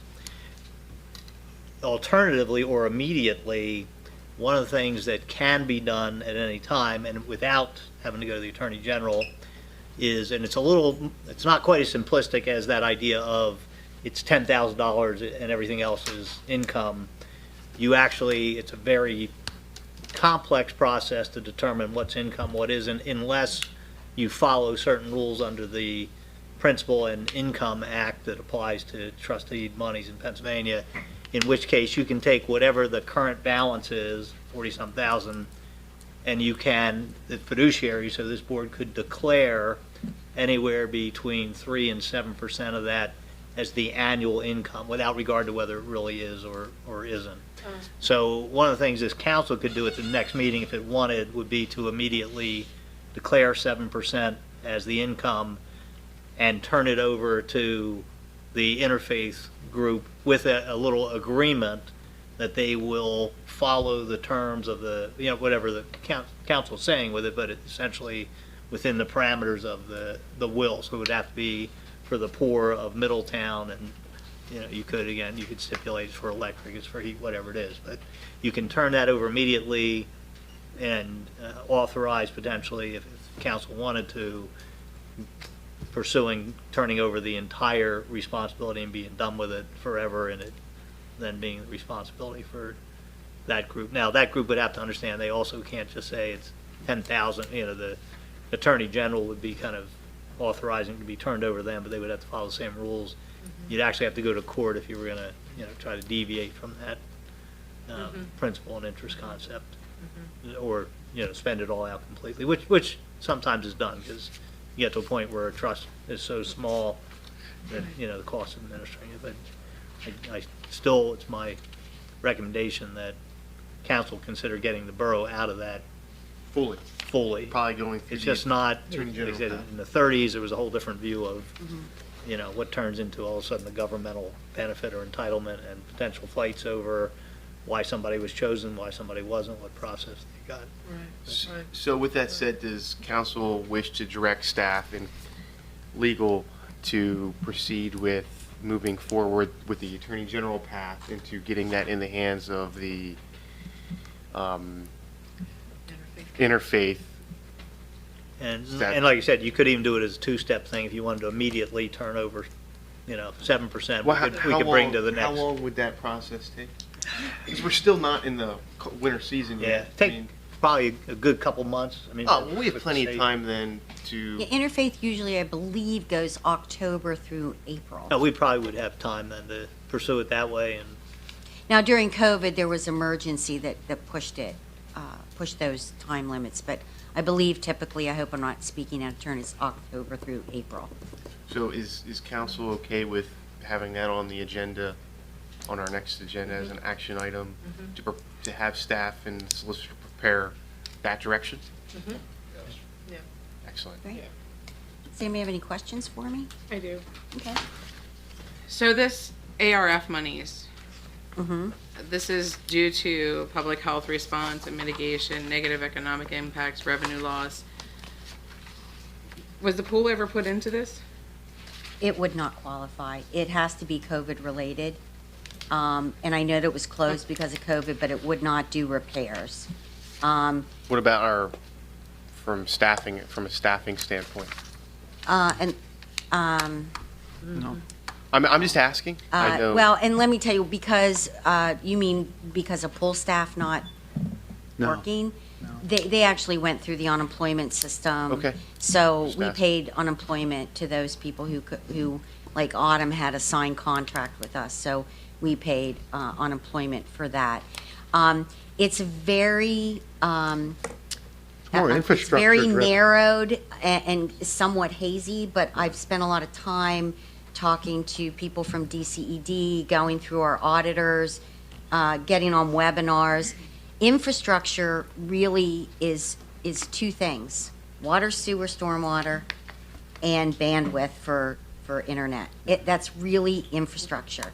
As far as people, payroll, like the PA CARES Act last year, where we basically got a good chunk of our police overtime covered from 2020. There is none of that in this grant. It's being run, it's a federal grant that came through the state. It's not even being pushed down to the county.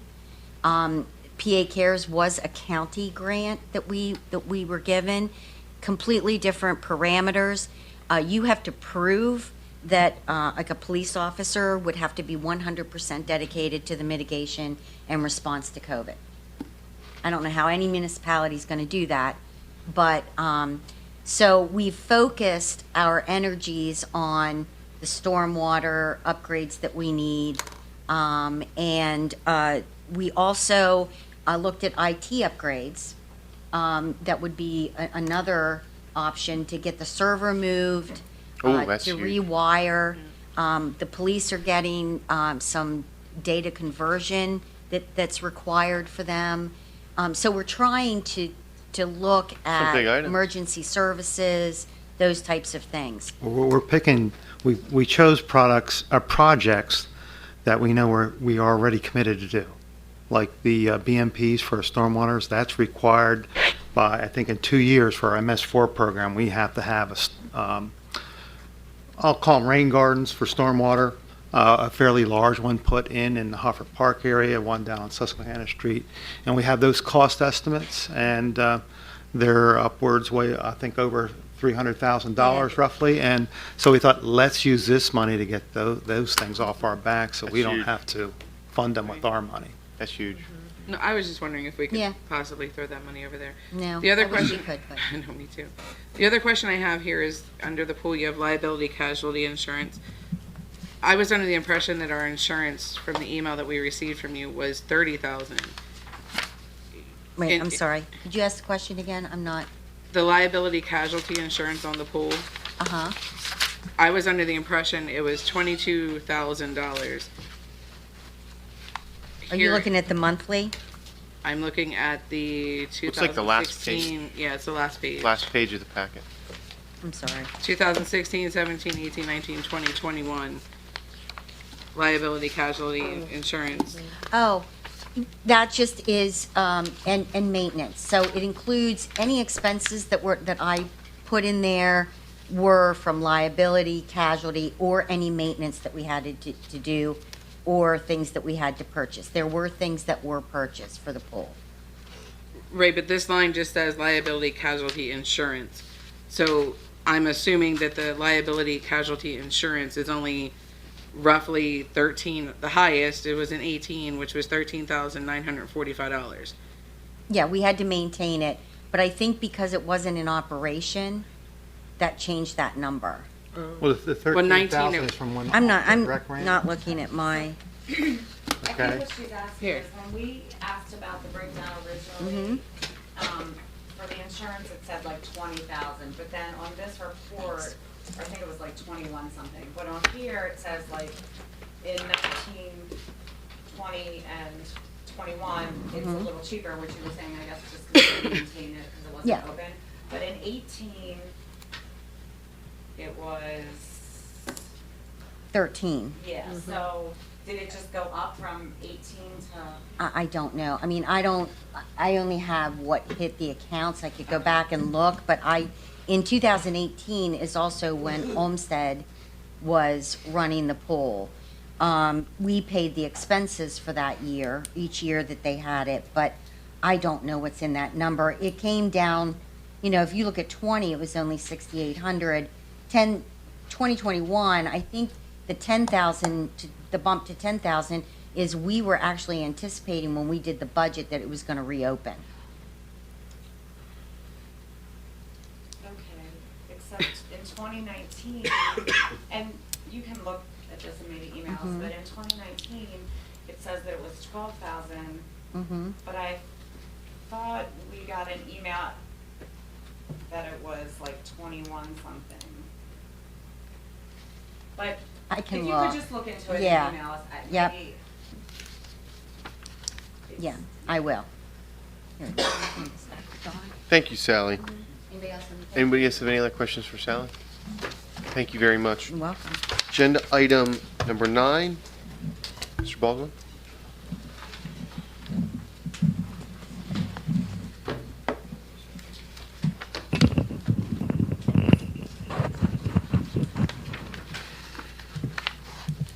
Good evening.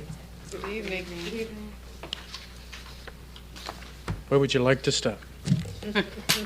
You tell us. At the beginning.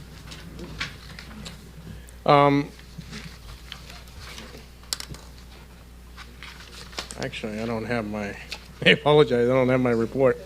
Yeah, I apologize, I must have forgot it. I got everything else, though. As you can see, I'll be rather brief on this report, and then we got a couple other items for action. As you can see, some of the transition that we are hacking away at cases that have been outstanding, and we're solving them and resolving them, which is a good thing, which is a plus that hasn't been done in some time. So kudos to them detectives for doing hard work and continue to plug forward. Another thing that's coming up is we have a lot of community events happening, and they seem to be coming all at one time. There's a lot of camps that are going on right now with Seven Sorrows and the Harrisburg Christian Performing Center. So I've met with the executive people of those organizations, and we are helping support by having police officers interact with these children so that children can understand that, police officers are human beings and they're there to serve and protect, but also they're human beings and can get along just like regular citizens, and we're humans. So we're going to be engaging. We're going to show them how to lift fingerprints. We're going to be doing teaching them, you know, how to be a leader in the community as well. And then, of course, we have other events, just being present, being able to speak. I'm going to speak at a few different events. And so we're just going to continue to engage the community. And that's one of the best jobs of being in public safety, right? Is, I know everybody loves a firefighter, but sometimes they love a police officer. So, so we try to, we're going to continue to try to engage and be part of the community.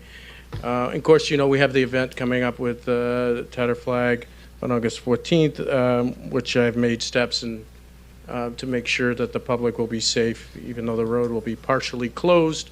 I have made steps to make sure that the public will be safe and have fun. So we'll continue with that. Another good thing, which is very important, is that the Chancellor for Penn State invited me to a meeting this last week, and I have to give them kudos. What an incredible bunch of folks. Not only was the Chancellor there and the Assistant Dean of students, I think, and they had different department heads there, but the engagement of actually Borough and Penn State working together on not only orientation for the new students coming, both foreign and domestic students. I'm gonna help out with orientation just to educate them what to do, what not to do, and their interaction with the police. Because some of the foreign students have a little different way of handling when they interact with police, and we don't want that. So, and then we're also going to talk to them about, you know, being responsible, but in a context where we're not scolding them, but we're just educating them, you know, and about being socially responsible and so forth like that. And so those are some of the programs we're going to be doing. I'm also working with the criminal justice. We're exchanging emails now and working on producing an internship program, allowing kids from the criminal justice department to be a part of our internship program with us. So again, it's joining together that community effort with the Penn State organization and helping each other out. So that's that, and you obviously see the monthly stats, a significant increase in calls for service. Labor Day weekend was one to, it's not the fun part about things, but it was extremely busy, and for all the officers. And so we continue to maintain protection of the community, so. Other than that, I have civil service stuff that I do need some action to be taken tonight to vote on the list. As you know, I've worked with the civil service group with a fantastic bunch of people.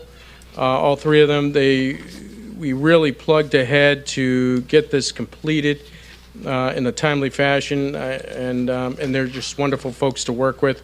And they did their due diligence by doing the interviews. As you can see, the scores there's two lists, so I will need action tonight on this so I can proceed forward. That's something, with the mayor's input, we can put under time-sensitive business, and then we can open it back up to public comment. Mayor, are you okay with proceeding that way? Yes. And then next, as the wonderful borough manager said about the ordinance for parking trailers and campers and RVs and all that. And I will say, folks, that is a problem you have here, because I have never seen so many trailers, whether they are full or empty or with boats on them, but park on the side of the road and block the roadway. I don't know how you guys drive around and nobody hits those things, because, you know, it's like a maze, you know. It's incredible how you allow that to happen, and it is a safety concern. So as you see here, I've made some adjustments to the current ordinance of the 2019-1364. with a few comments. Real simple. About Section B, you'll see I added some language there, street or alley or highway or other public place or tract of land owned by any person. Don't worry about the word person being highlighted in pink. That's just because I added the comments to the side, and Microsoft Word decided to make it a different color. So on Section C, under Section 3, travel trailers and recreation vehicles parked for the purpose of loading and or unloading for a max of 72-hour period and 7-day cycle, I suggested that we just delete that because that would defeat your whole purpose of having this ordinance. And then thirdly, under letter E, don't worry about the E being pink. It's just because I added comments to the side, but it should be yellow. Administration and enforcement. Basically, I added that paragraph to the ordinance for your review. If you would like, that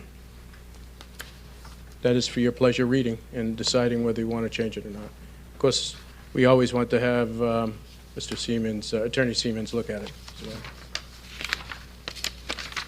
So next, another item I have is that will be coming forward for change in ordinances. Well, we're talking about ordinances, and this question has been opposed to me about changing our ordinance for civil service about how we hire. I do want us to explore changing the ordinance to hiring folks and actually putting them through the academy. So the million-dollar question is, what's it cost? Well, I got the answer today. So today, I actually spoke with some folks from Harrisburg and also from OPEC who regulate the academy. So this is, you got to follow this along in key, and I'm glad this is being recorded so we can remember this. It costs $5,000 to send someone to the academy, plus their salary. But let me tell you the good news.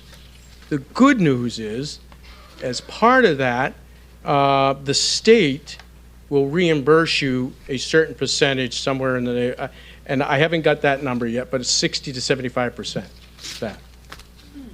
that you send a student, to the academy.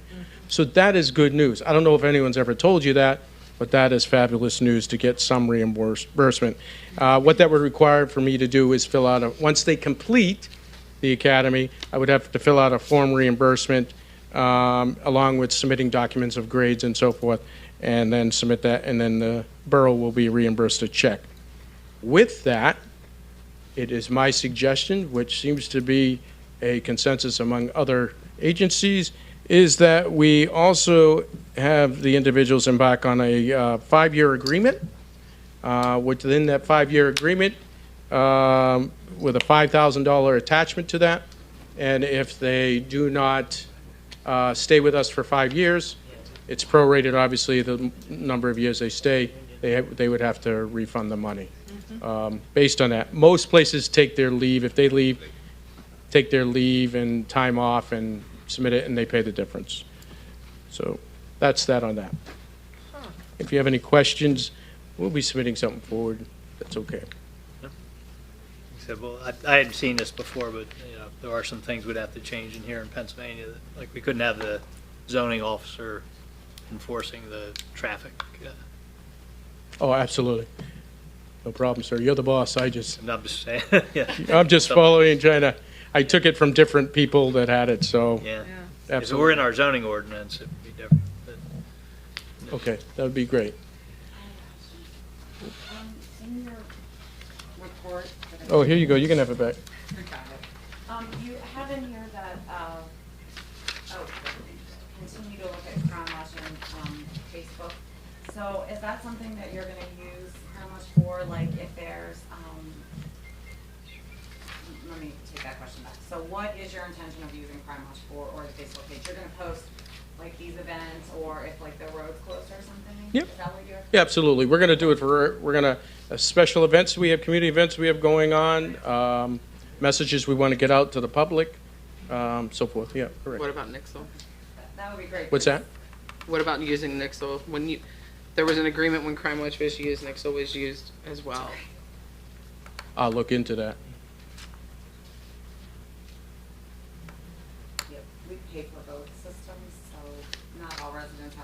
imagine not all have Nixle, so Okay. if we could mirror them, that would be really Oh, absolutely. And I'll add as many platforms as we can that we have, just to get the message out that we need to get out. Because I just don't always want to give out, bad information. I want to give out some positive stuff as well, because we do a lot of positive things as well. So, yeah, absolutely. I just also, real quick, I know it's been a long night, but if you can bear with me for a few minutes here. We had an incident back on July 6, 2021, that someone was in distress and needed some help. And I just want to thank some good folks and their juveniles, but they're good children that had the good sense to reach out for medical services and police for help for this individual. And frankly, possibly could have saved this person's life. So and kudos to these kids. They're from the borough. They deserve accolades for their heroic performances. They were 10 and 11 years old. So they've done what most people would do, is turn around and run away. And they actually didn't do that. They actually called 911 and reached out for help. And that was why we were able to not only help this individual, but probably save this person's life. So I will be working on something to hopefully recognize these youngsters for the job well done.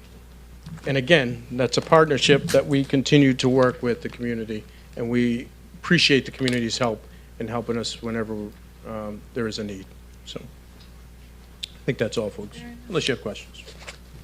I have one question. Your action items, does Mr. Kleinpeter or the mayor have those to share with those during the time-sensitive business? Yeah, I'm, okay. Yes. What are the action As Grace would say, yes. Okay. To approve the civil service eligibility list. Okay, I just want to make sure that we have them in hand. And does anybody else have any questions or concerns for Mr. Baldwin? I do. I'm sorry, I'm confused on what you want to, is this what we're voting on tonight, just to, the civil service, is that what? Yep, that's it. I just need you to approve the list. There should be two there. Well, There's front and back. Yeah, approve the list, yeah. That's one motion, yeah. Yeah, that's desperately needed, thank you. and how many officers are you looking to hire? Looking to hire two, possibly, and a part-time, I mean. Council approved 2 back in May, I believe. Yep. Before Mr. Baldwin arrived. Yep. But we will have to come back with you with the names, Right, probably at right. the business meeting. Yeah, absolutely, we're At not the there yet. selection. Yep. Mayor, do you have any input at this time? No. Thank you, Mr. Baldwin. Okay, thank you all. Have a great night. Thank you. Agenda item number 10. Public Works, Greg.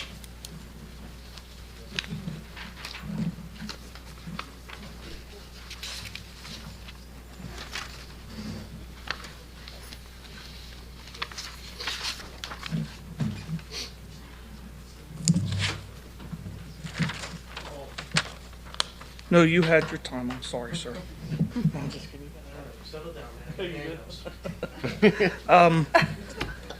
Informational item that's not on my report, but we just had a meeting on it.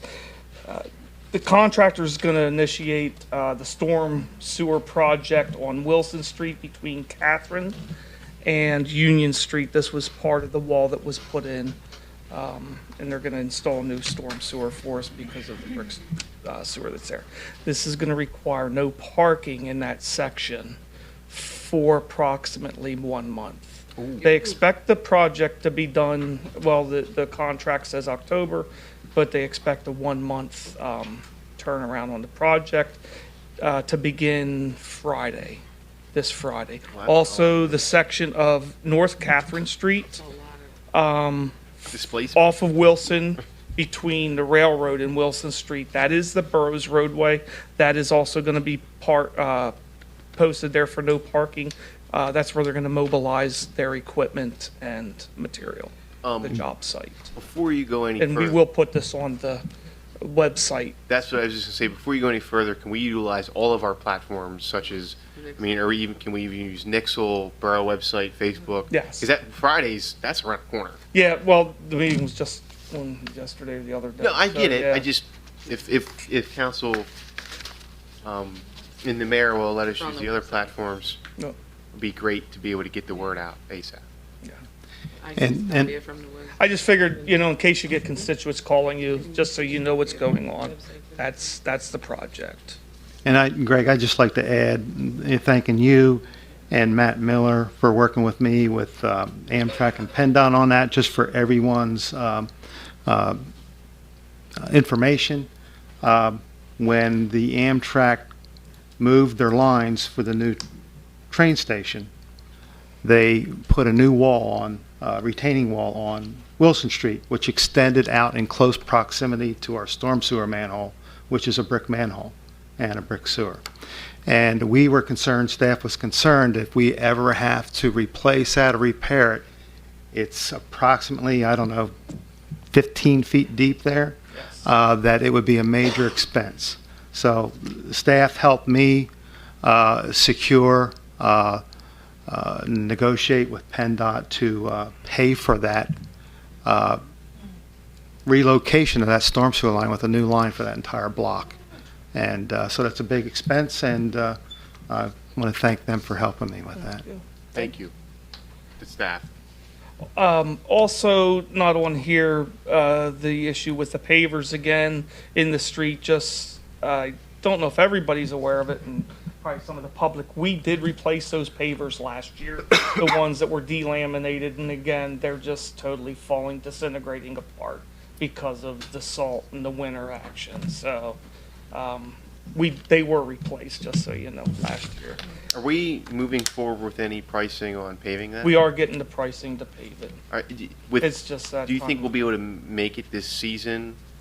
I would say it's probably not likely with how backed up people are and no workers out there. It's a worker shortage everywhere, it seems like, so I could be wrong on that. I was just So- asking. Again, but we have- if we can, we will bring it. We have a quote that we've had for some time to make it all asphalt and leave the crosswalks as is, but council requested more recently to get an updated quote that would be stamped crosswalks, correct? And replacing the brick. So that's what we're waiting on now.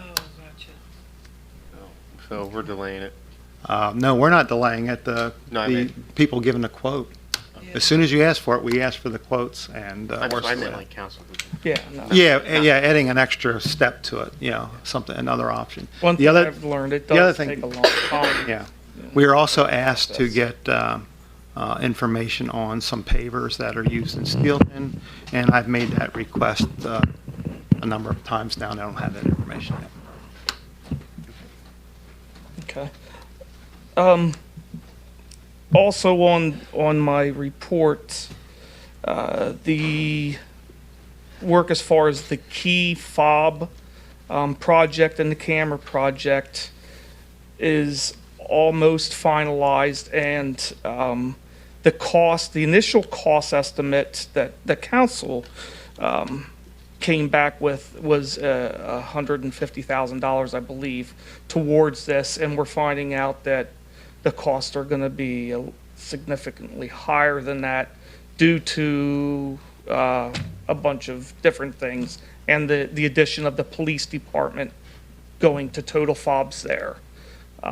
So just letting council know, and we are going to, as far as the project goes, cut some things out as alternative bids.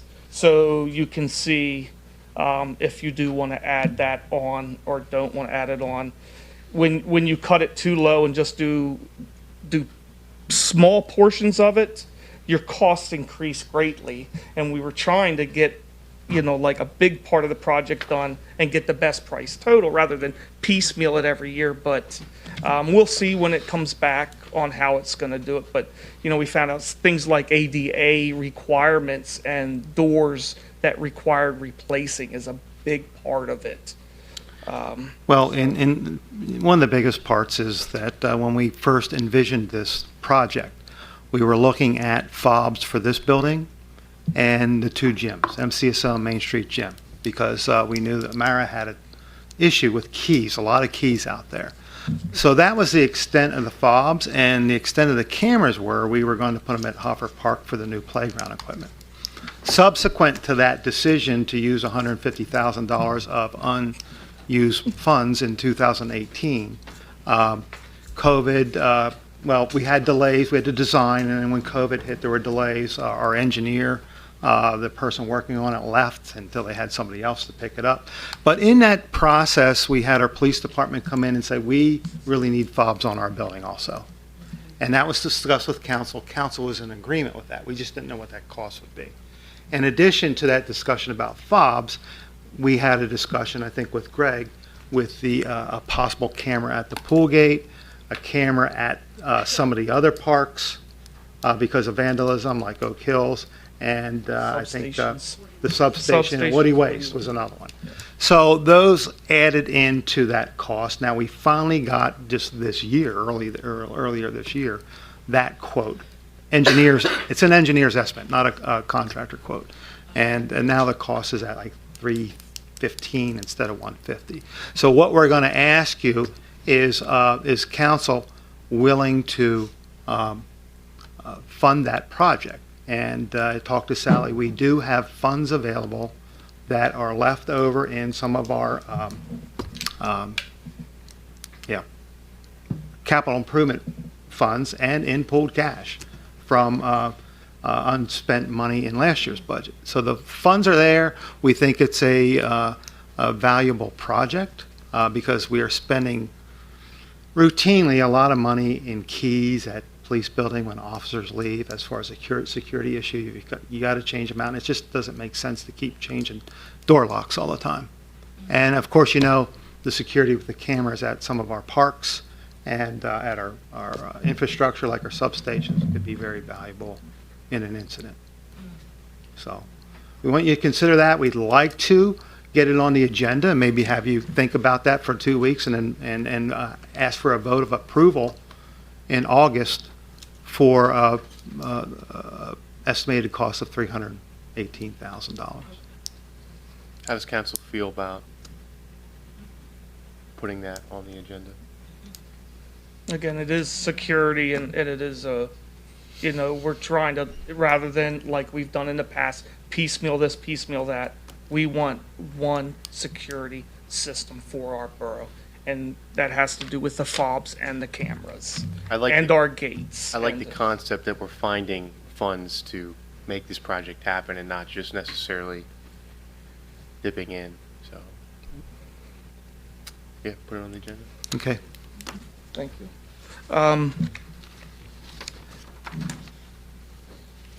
One of the other thing I have on that, part of that, I will have some projects coming forward too.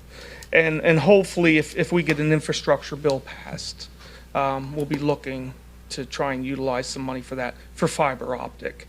Because on the other side of this requires fiber optic, which we knew the electric department, electric funds will be handling that for our smart system. We need fiber optic runs for certain things, and we would just include that on here. But if we could get that in an infrastructure grant, that would be super. So hopefully this all kind of comes together. We'll see, but I'm not holding my breath. The only action item I have is the request the council approve the advertisement for proposals for cleaning services for the borough buildings and police station. Are you looking for that tonight? On the agenda for just get your approval tonight to advertise. It's not, you're not approving any kind of we didn't get anything back yet. We just want to advertise. And is council okay with doing that under time sensitive? And you said that was you're seeking a motion for cleaning? Yeah, this isn't a new service. This is just an advertisement. Do you have the language for it? Oh, our contract with the current cleaning company ran out 2 years ago, and we were just on the month-to-month thing. It's not an emergency. We could put it on the agenda for August 3rd, right? Okay. Advertisement. Are you sure? All right, yeah. Okay, whatever. Anybody else have any questions for Mr. Wilsbach? Yeah, anything on my report that you would like to? Greg, Or could you all- remind us where we are on this Spruce Street substation project? Spruce Street substation, I have the engineer coming tomorrow to review. Probably 60% of the plans are done so far. Part of that project is the rerouting of the storm sewer pipe that's in there, which we did include in the American Rescue Fund. American Rescue Funds. So if we can get that covered under that, that would be excellent. But if we do get it covered under that, that means once you start that project, that substation's out of service. So meanwhile, you've seen a lot of work being done out at Mill Street. We're trying to get that substation in tip-top shape because for 6-8 months, that's going to be our main substation when Spruce Street's down. So we've added a lot of stuff, all kind of squirrel guarding. We're still adding. We're getting stuff that was back ordered, and I've talked to a couple different maintenance companies for proposals to come in and actually do a real quick maintenance. I shouldn't say quick, a real thorough maintenance of equipment that probably hasn't been done since 2011, since the flood happened. So it's time to do that, make sure this Mill Street substation's in tip-top shape. That way, when the town's on it, I can sleep at night a little bit better. And the residents can, make sure they have their electric. So, but I'll have a better idea for you next meeting when I'm talking to him. Thank you. So, you're welcome. Anybody else have any other questions for Mr. Wilsbach? All right, thank you Thank very you. much, Greg. Agenda item number 11, HRC. I have a question for Sally. Sally? Mayor has a question. That project, was any portion of that project in the budget for this year? Which, For Spruce Street or Mill? I don't believe so. Debt service is in the budget for this year. That's what I'm getting at. The debt service for Spruce Street substation is in the budget for this year. Yeah. Yeah. Is that gonna change since we didn't start the project this year? Well, we said the debt service that's in the project for this year is not enough to fund that project. We'd have to go out for a bond to get the additional money. Our estimate originally was roughly And then it went to 7. 7 or 8 million, and the debt service we have is like 500,000 a year, which pays for roughly $6 million in debt, or of the debt of the project. So. You're saying that when we get to the 2022 budget, there'll be an additional debt service for, Well, not additional, it will be the same as it would be in this year. Oh, you mean to cover. to accommodate the additional, It would have to go up, yes. It would have to go up.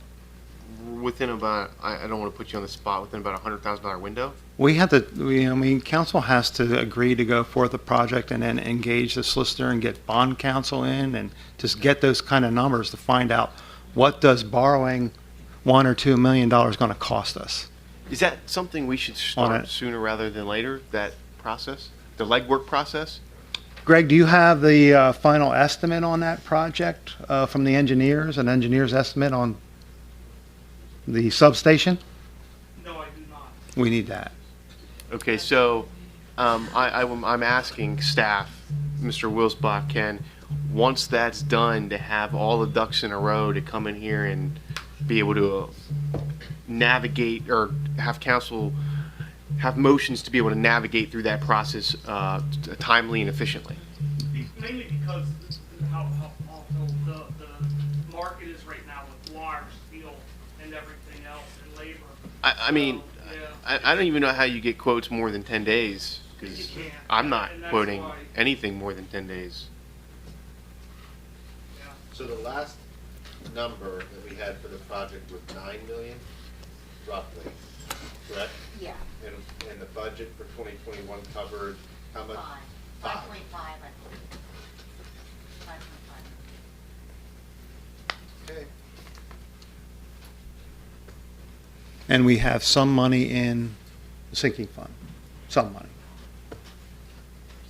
I don't recall the number, but.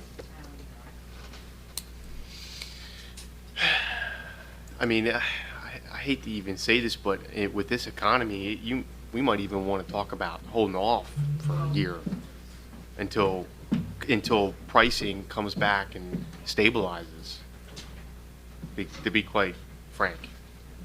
I would just have to know that, because if that's the case, I do have to maintain, there are some things that out at Spruce that we haven't done in anticipation, of having that totally done, a new substation there, just because of the cost, to go out and redo those breaks. But I guess- we'll have a better idea here once I talk to them, and we look at the project, we're trying to make it cost efficient as possible. Yeah, it's just unfortunately, there's not much anybody can do on either end with material prices. And that's where you're seeing it, so. With the wire triple or something like that, so, I would agree that we've seen that with the Emall Street project that's still there in limbo, that, we didn't get funding for, but, just because the lack of contractors out there, they just really bid it all high. So, you're right, it may require. Okay, thank you. Agenda item number 11, HRC. Mr. Woodworth, thank you for waiting. It's always my pleasure. I'm a night owl, so don't mind being up this late. Mr. President, Mr. Vice President, members of council, borough staff and administration, good evening. I'm going to go just a little bit out of order from the report the commission supplied to you guys. I apologize for the confusion, or the delay rather, in you receiving our materials for this meeting. I wasn't aware of Grace's holiday plans. That's all right. You're off my Christmas card list. Just kidding. Excuse me, thank you. My dad, who I'm lucky enough to have on this earth and who's been wondering for a couple days now why I asked him, hey, maybe you might want to come tonight, has been a great teacher in my life. Throughout all my years, he shared with me what he's called words of wisdom. And one particular set of words of wisdom I can recall him sharing with me is he sat my sister and I down together. I think I was about 12 years old, about the age of my son. We'd been having a fight over something. He said, look, home is where you should feel the most safe. The world is hard, it's cruel, but at home you should feel safe. Middletown is home to over 9,000 people. We have people of various ethnicities, various religions, various lifestyles. We have one of Pennsylvania's largest college campuses right next door to us. Our town has literally become a melting pot of different forms of human life. With that said, and in accordance with the powers and duties provided to the Commission in Chapter 33 of the Borough Code, the Commission is requesting that Borough Council repeal and replace the existing Chapter 33 with the new version that we've supplied to you. This has been prepared by us with guidance and input from the solicitor. I provided a kind of a highlight sheet, a cheat sheet, because I know legalese can sometimes be a little drawl and hard to read and get through. I just want to summarize the changes we're proposing in comparison to what is already part of Borough Code. So in comparison to the existing Borough Code in relation to the borough's prohibitions of against discrimination, we're asking with this new ordinance that the borough prohibits discrimination on the basis of a person's national origin, their genetic information, their familial status, their veteran status, their status as a military veteran, their sex, their sexual orientation, gender identity, gender expression, seen and unseen disabilities, use of guide or support animals because of their seen or unseen disabilities, or their status as a handler or trainer of support or guide animals. As I've said to many residents over the weekend, and I'll share this with you guys, Jenny, if I could pass this to you real quick. I know Borough Council is always very acute to what public opinion is. That's why myself and Vice Chair Giles spent the weekend, along with other people helping us, polling the community and petitioning for support for these changes as written. We have over 130 signatures, or 130 exact signatures there from residents of the community that do want to see these changes implemented. I also have here, and I'd like to provide you all a copy, and a copy to Grace as well. I don't know if it's within my authority to request to be entered into the minutes, but as I pass it out to you guys, I'd like to read this. This is a statement from the superintendent of the Middletown Area School District. It states, "Dear Middletown Borough Council members, over the past year, Middletown Area School District formed a diversity, equity, and inclusion task force comprised of interested district parents, students, employees, and community members who joined together in support of social justice within our schools and community. The group met monthly to share personal experiences, examine district policies and practices, and develop an equity plan to ensure that every student in Middletown Area School District has equitable access to education and extracurricular activities, or extracurricular opportunities, rather, regardless of race, ethnicity, religion, gender, or sexual identity or orientation. The Middletown Area Diversity, Equity, and Inclusion Task Force was pleased to learn that the Middletown Borough has a Human Relations Commission and that its work closely aligns with ours. The Middletown Area School District Diversity, Equity, and Inclusion Task Force stands in support of the work of the HRC to ensure that Middletown Borough's ordinances are reflective and supportive of the community it serves, similar to how we want the school district's policies to be reflective and supportive of the students whom we serve. Our collective goal is to ensure that every person is treated fairly and respectfully, despite individual differences that may or may not resonate with one's personal, religious, political, or ideological beliefs. The school district adopted a policy of equity last year, which is also attached to that letter, and makes accommodations for students and employees so that they are treated with dignity and respect. We support our local municipality's attempt to endorse that same belief and practice. Signed in community spirit, Dr. Lori Susky. I have a question, just curious, is Lori, is she still in office or? Yes, she's still the superintendent until the end of August. Till the end of August, okay. Yep, she's And still Mr. acting. Mr. Hunter is replacing her? Yes. Dr. Hunter. Dr. Hunter. To be clear. But yes, Lori is still in a decision-making capacity and still actively working for the school district, though she is on holiday celebrating her anniversary this week. To get back to the Was this petition. sent to the Borough Council?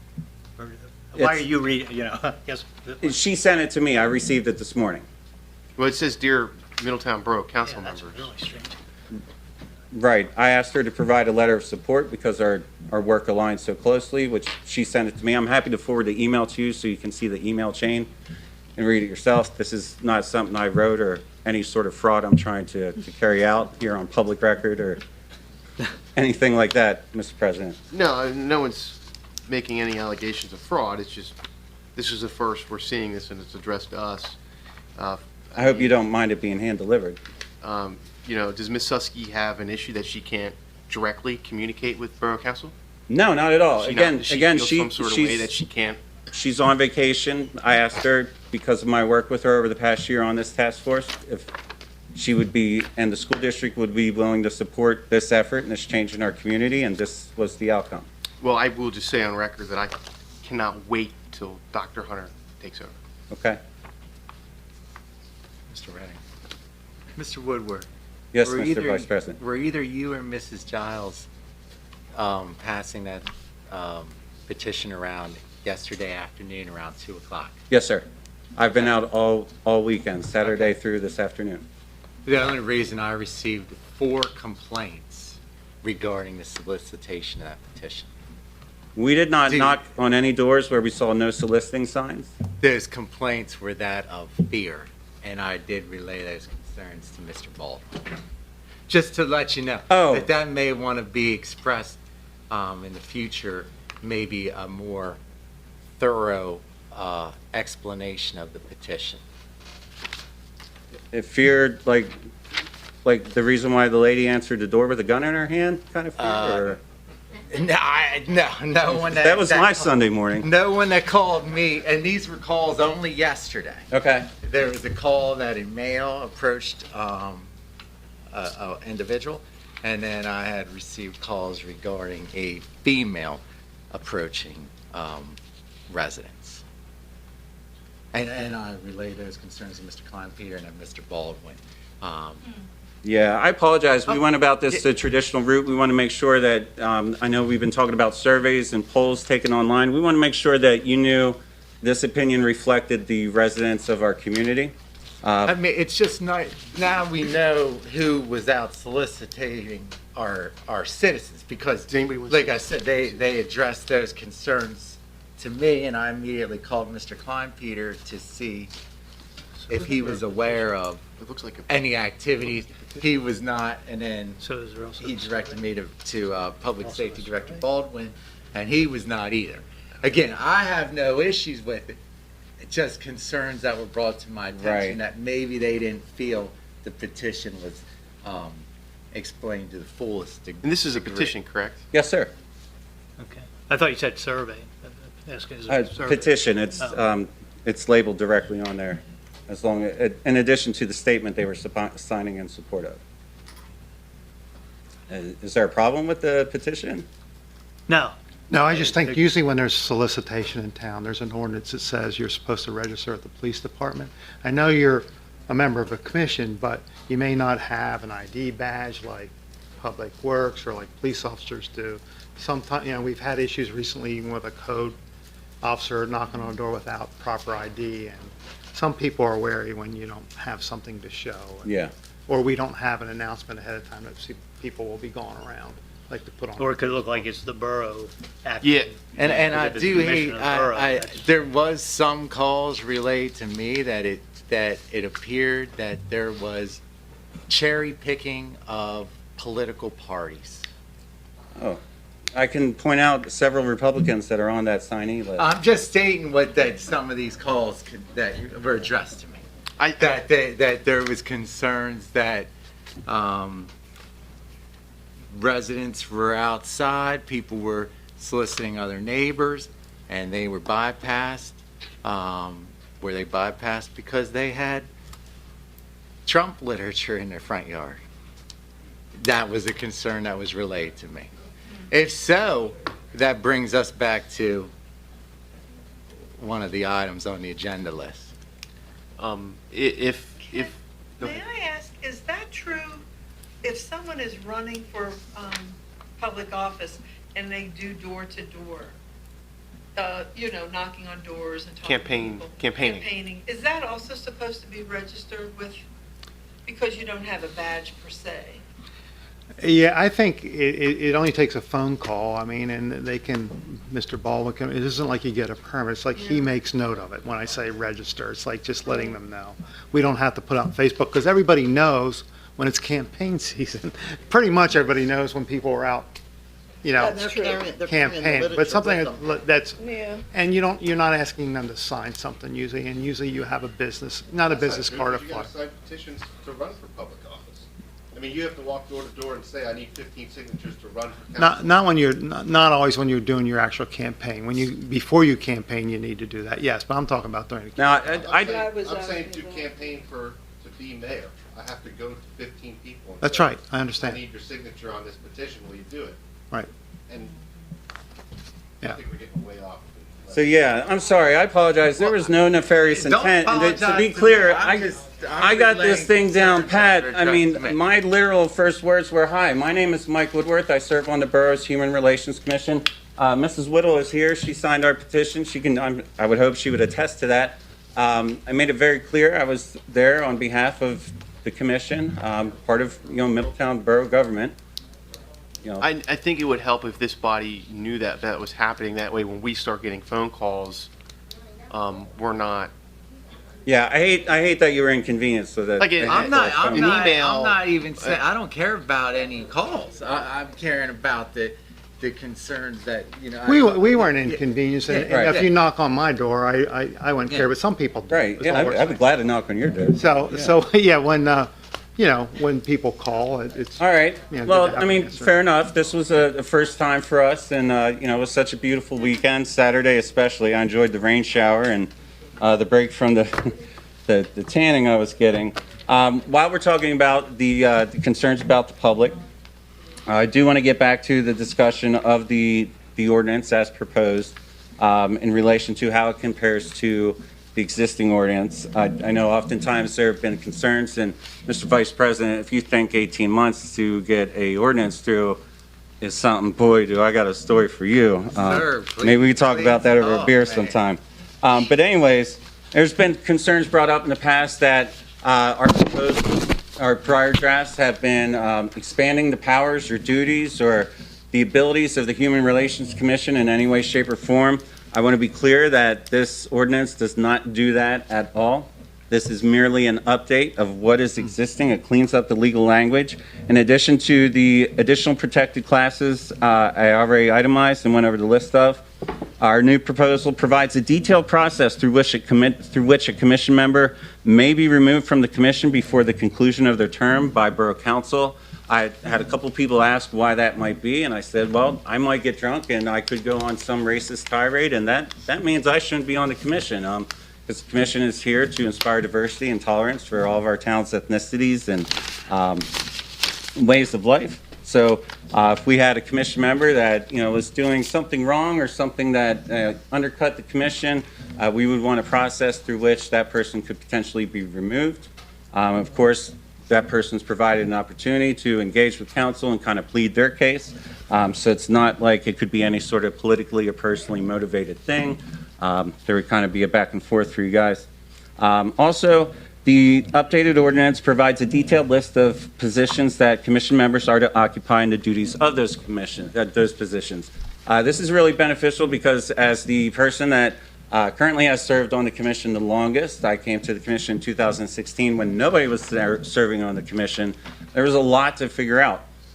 So what our intent is with this language is if there's ever the case again where the commission goes vacant for a short period of time or a long period of time, any new parties would come on board and be able to see right in our ordinance, oh, this is what I'm supposed to be doing, so that they're able to get to doing that quicker for the community.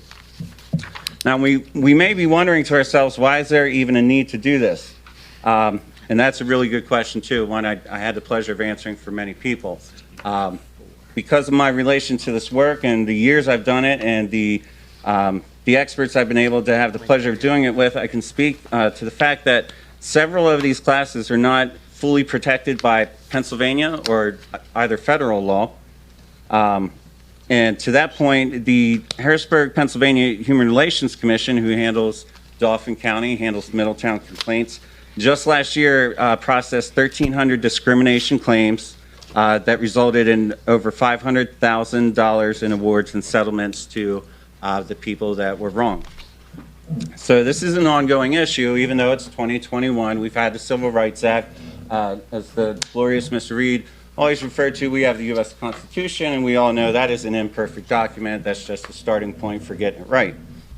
So there's always a need there to make changes and to get better and to do better at what we're doing.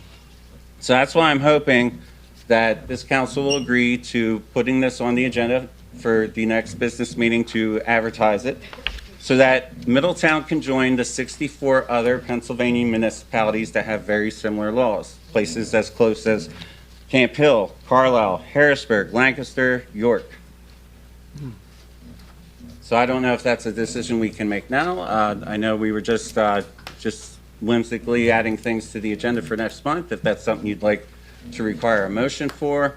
We can probably have our solicitor review it, and he can provide us with an update. I mean, can that be done in the interim? There's no cost to put it on the agenda, right? Oh, I thought you had. I did, but it was not related to that. Oh, okay. Yeah, I think it's best to take a look at it and maybe provide council and the mayor with an update. Yeah. Is that something you could send to me in Word? This is what you sent to me. Oh, what you, yeah, and which we were not necessarily recommending. Right. You sent that to me in January with your concerns about the commission handling the dispute process. That's all. Or even maybe, I mean, that's for the council to determine, is there a commission? What does it do? And what's the enforcement? If you're mentioning things that aren't protected anywhere else, who enforces it? The Pennsylvania State Human Relations Commission does cover many of these. It's at the policy. No, I mean, you represented there are some not covered that you're putting in. How's that enforced? It's at the direction of the governor. So it's policy that changes because there is not law. So while there is not law at the federal or state level that says this shall be, it's at the whim of whoever's in charge. I think that was clear at the beginning of the year when I highlighted the new president's executive orders providing additional protections for families in state and federal programs, as well as federal employees. No, related I'm just to- trying to understand so I guess maybe you're saying everything here actually is covered elsewhere now, but you're thinking it may change. If it's not covered Right, it's anywhere covered else. by policy, not by Yeah, law. okay, say that goes away, how does it get enforced in the borough? How does this ordinance get enforced? I think that would need to be something we would have to address at that rhetorical point in the future. Well, no, it has to be in the ordinance. You can't make it up on the fly. That's what the law is. I mean, you have to say, here's the procedure, here's who enforces it, here's the due process rates. But what I'm trying to understand is, what do you if you have a category that's not protected anywhere else in the world, like say, we added in here people who wear blue shirts, and nobody else does it, setting aside whether that would be constitutional or anything, what are you envisioning? Is your commission prosecuting people? No, no, Okay. absolutely not. So how does it get enforced? I don't know that I can answer that question because you're talking about something that doesn't exist yet.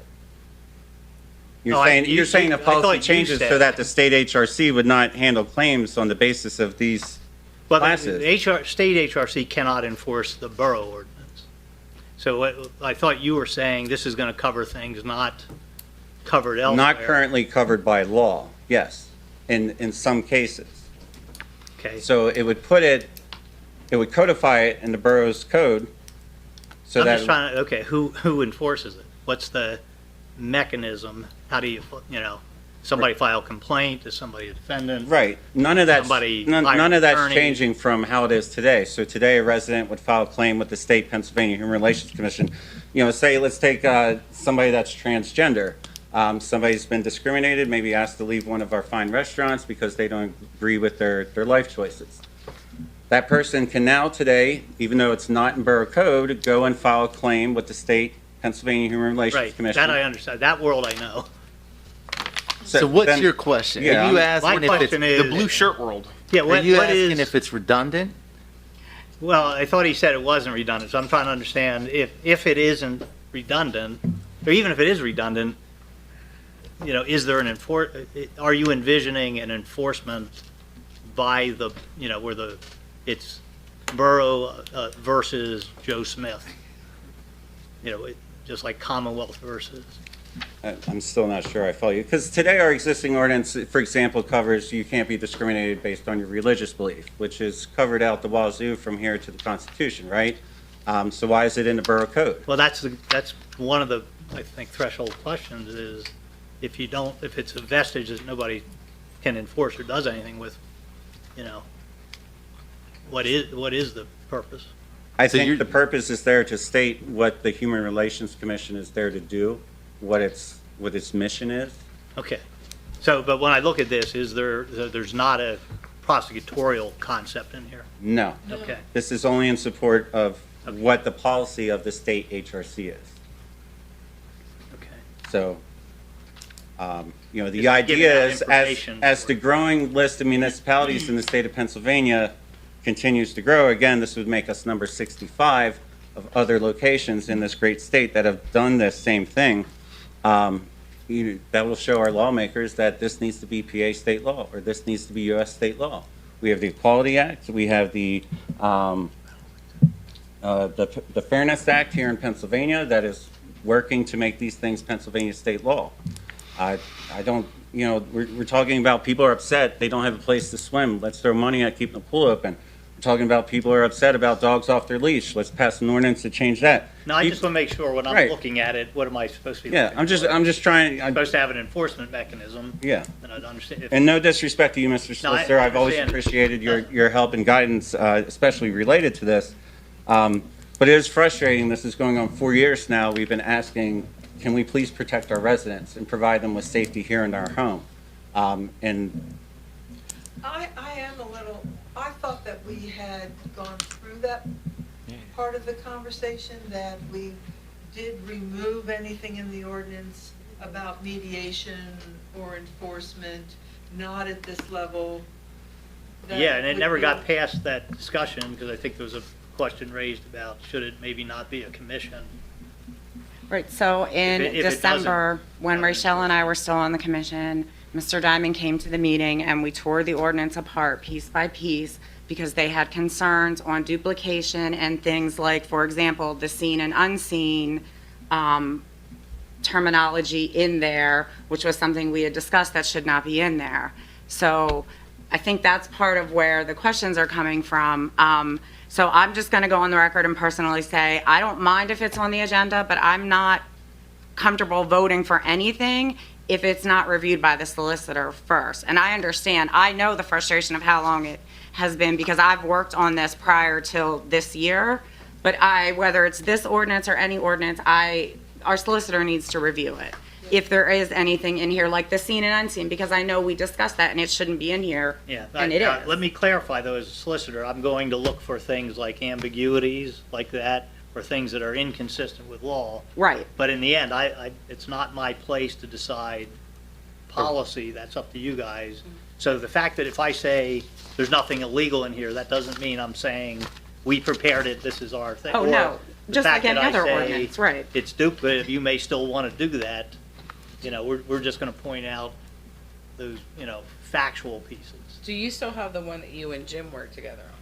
That is this, with the exception of I've removed all the mediation. Actually, it's not because the seen and unseen was something that we talked about and it's in there. And just at that, well, that is one thing that's still in there. That's something that we. I mean- Yeah, I haven't looked through it yet. so. I mean, and I'm not trying to argue with you, Ms. Lloyd. It is simply I hope not the, because you weren't there, but the seen and unseen. no, but he did disabilities- forward me your email chain that From you had when? with him. This was in January that he But sent. we this to then me. had a big meeting after. You had a meeting in December, right?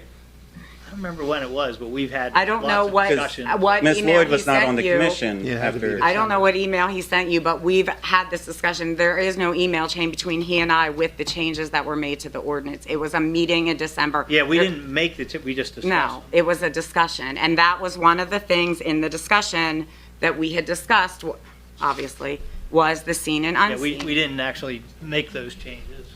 Yeah, because seen and unseen disabilities are referred to in U.S. law. So do you have a copy of what you and No, discussed? that's what I, No, I- it never really developed Okay, into, because it never came back to this council to right. Okay, make changes. okay. So this is really, as I understood it, this is a suggestion from the commission saying, well, you guys look at this and get some ideas from it. Yeah. Really the, It's in our powers and duties. It's one of the things we're supposed to do. yeah, but it's, up to you guys then to sort out what do you want to do. That's, I think, is the million-dollar question. What does this body want to do with the HRC? What is this body's vision for the HRC? I know my It's vision. What does the public want from the HRC? This body doesn't decide anything.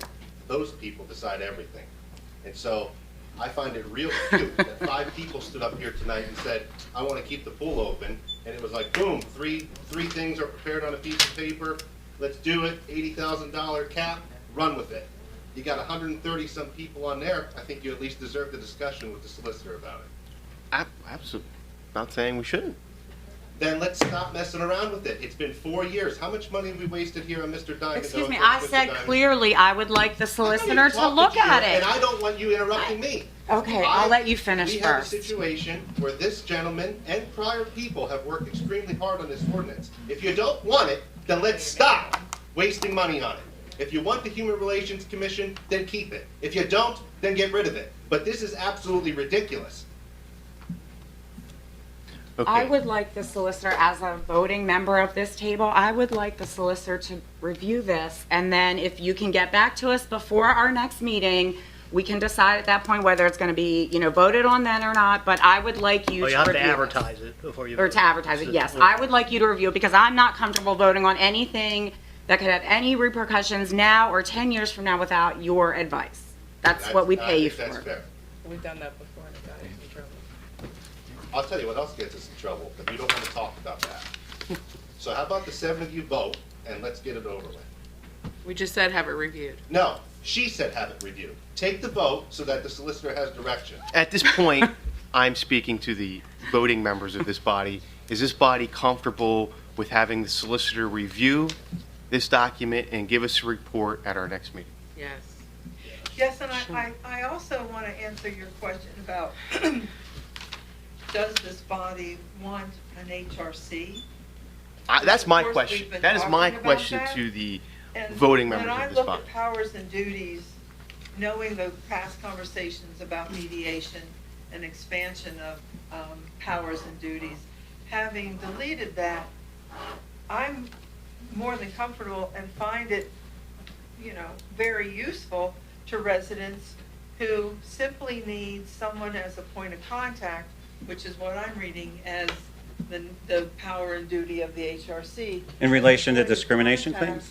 For filing a complaint and moving it up to the Pennsylvania Human Relations Commission, who has folks with expertise to help them. So we are just a conduit for more service. We're just a conduit for, here's information, you should know this is available to you, and here's how you access it. But after that, there's none. And I also want to say that I like the public engagement activities, because that's a way of letting people know that there is an HRC in town. Much of what we suffered tonight is there's just not enough communication that the residents always know what we even are trying to accomplish. So if that is my brief answer of why I think we need an HRC, but if I do agree that a solicitor should do a final pass, that is our practice with all ordinances. And if that happens, and by next week or next business meeting, then it's ready for advertisement.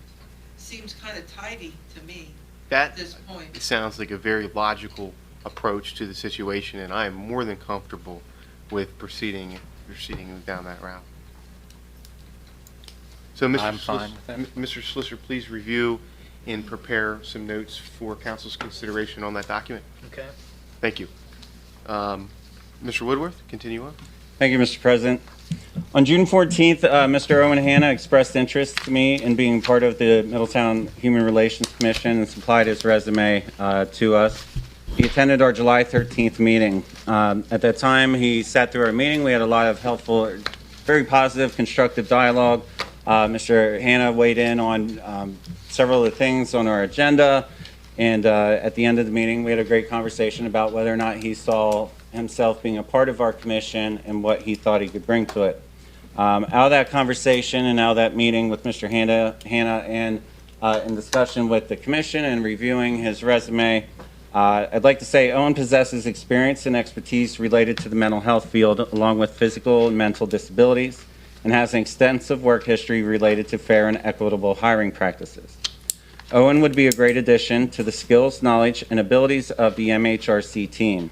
In accordance with the policy established in the chapter of Borough Code that governs the commission, we recommend him for appointment and request that be an agenda item for the August 3rd Borough Council meeting. You were all sent a copy of his resume. I apologize he could not be here tonight, but his contact information is listed on his resume if you have any questions for him.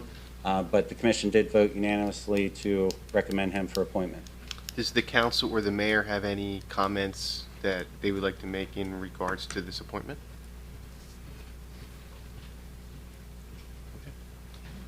Mr. Rack, just have one more question. You Yes. have one more opening, correct, sir? Yes, after that, Mr. Vice President, that would be correct. Sure. And Mr. Solicitor, I believe you had stated in the past that a non-resident could serve on the committee, correct? The current chapter establishing the commission restricts it to borough residents specifically. Yeah, the But law, you could The amend law that. could amend that. Okay. Yeah. Because I know a non-resident that is currently in attendance, which I know him too. Has expressed interest. That would be great. I've had many conversations with Mr. Ferguson about how he'd like to improve our community, and he would be an excellent fit as well. You would have to amend the ordinance, but if you're running an ordinance amendment anyway, you could do it, bake it in. What are people's thoughts of that? Mr. Ferguson has expressed interest. He is a multiple property owner. I have no issues with it. Does anyone? No objection. There's business owners in this town that have nothing to say about anything that happens in this borough. You know, that's a good point. That's a very good point. And that's unfortunate. That's right. They have no voice. I agree. And Mr. Ferguson is a business owner, and he has a great vision for the community. Right. No, that's a good point. Maybe if they don't reside here, maybe they should own property or be a business owner, if you wanted to narrow it down. Could we look at including that into the Mr. Diamond, research? Mr. Klein Peter made a fair point. If they are not a resident, there would be a couple circumstances. They would be a business owner or own property in the borough. Some connection to the borough. They have to have some. I guess you could say taxpayer. taxpayer. Taxpayer. And he is a taxpayer. He is a taxpayer. So maybe, I'm actually even more comfortable with that Right. extra. That way we're, I mean, that's Right. coincidentally the same sunshine, where we let people speak or not speak by. Right. For anybody in the audience that may be worried about that change, the appointment process would still be to Borough Council's discretion. Either the mayor would nominate the initial 3 people, or the commission would nominate the additional 2 seats, but Borough Council would still have the final say in who, regardless of what the language says, who would actually be appointed and on what merits. Yeah, that sounds right. But that would be a great change. Good idea. And before we move on, I just have a couple other things before I hand it over to the vice chairperson. If there's going to be a conversation about why should we want the HRC, what does it do for our town, I would hope as a professional courtesy, as the chairperson since 2016 almost entirely, I would hope to be invited to that conversation, though I know a couple members of the council have not been here during that entire time and may not be fully aware of the impact we've had in our work in the community. I know current council member served with me for several years on the commission. I hope she would speak to that, the difference we've been able to make in Middletown's life. And to think of getting rid of something like that that's staffed by volunteers, when we're talking about we need to pay to keep a pool open, I gotta wonder why. But that's probably gonna be another conversation. So if that's going to be a discussion, please give me the opportunity to at least plead the case and show you the facts and share some experiences from the community with you. And I have no problem spending another 4 days reaching out to the community and asking for their input as well. Mr. Woodworth, before you hand it off, I have a question in regards to number 3 of your line item here, training for the commission from Dr. Amber. Dr. Amber Sessom, she was Pennsylvania School Psychiatrist of the Year. She's an alumni of Middletown, a doctorate graduate from Penn State University. So, what is your?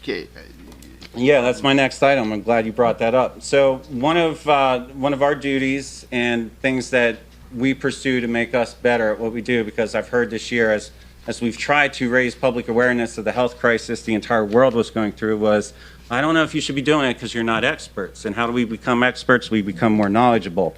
Dr. Amber Sessoms runs a business called Natural Inclination. She's very knowledgeable on the topics that the commission works to resolve and address. I've reached out to Amber. Amber has been a resource for the school district's Diversity, Equity, and Inclusion Task Force. She's incredibly knowledgeable, very smart in her approach to things. I thought it would be beneficial to provide our commission with some training because, as I pointed out in prior meeting, and I'll share with residents in attendance tonight, a third of Middletown is non-Caucasian. And if you look at the current commission members, we are 3 Caucasian individuals. So my approach to Amber was I'd like some sensitivity training, help us be able to better understand when people bring issues to us, be able to identify, yes, that was a case of discrimination. Yes, there's an opportunity for improvement there. So we had a very organic conversation, a very energetic and very knowledgeable conversation through which Amber suggested developing a training package for us with no mention of cost. So I don't want anybody to worry, oh, Mike's going and spending money and we want to know why.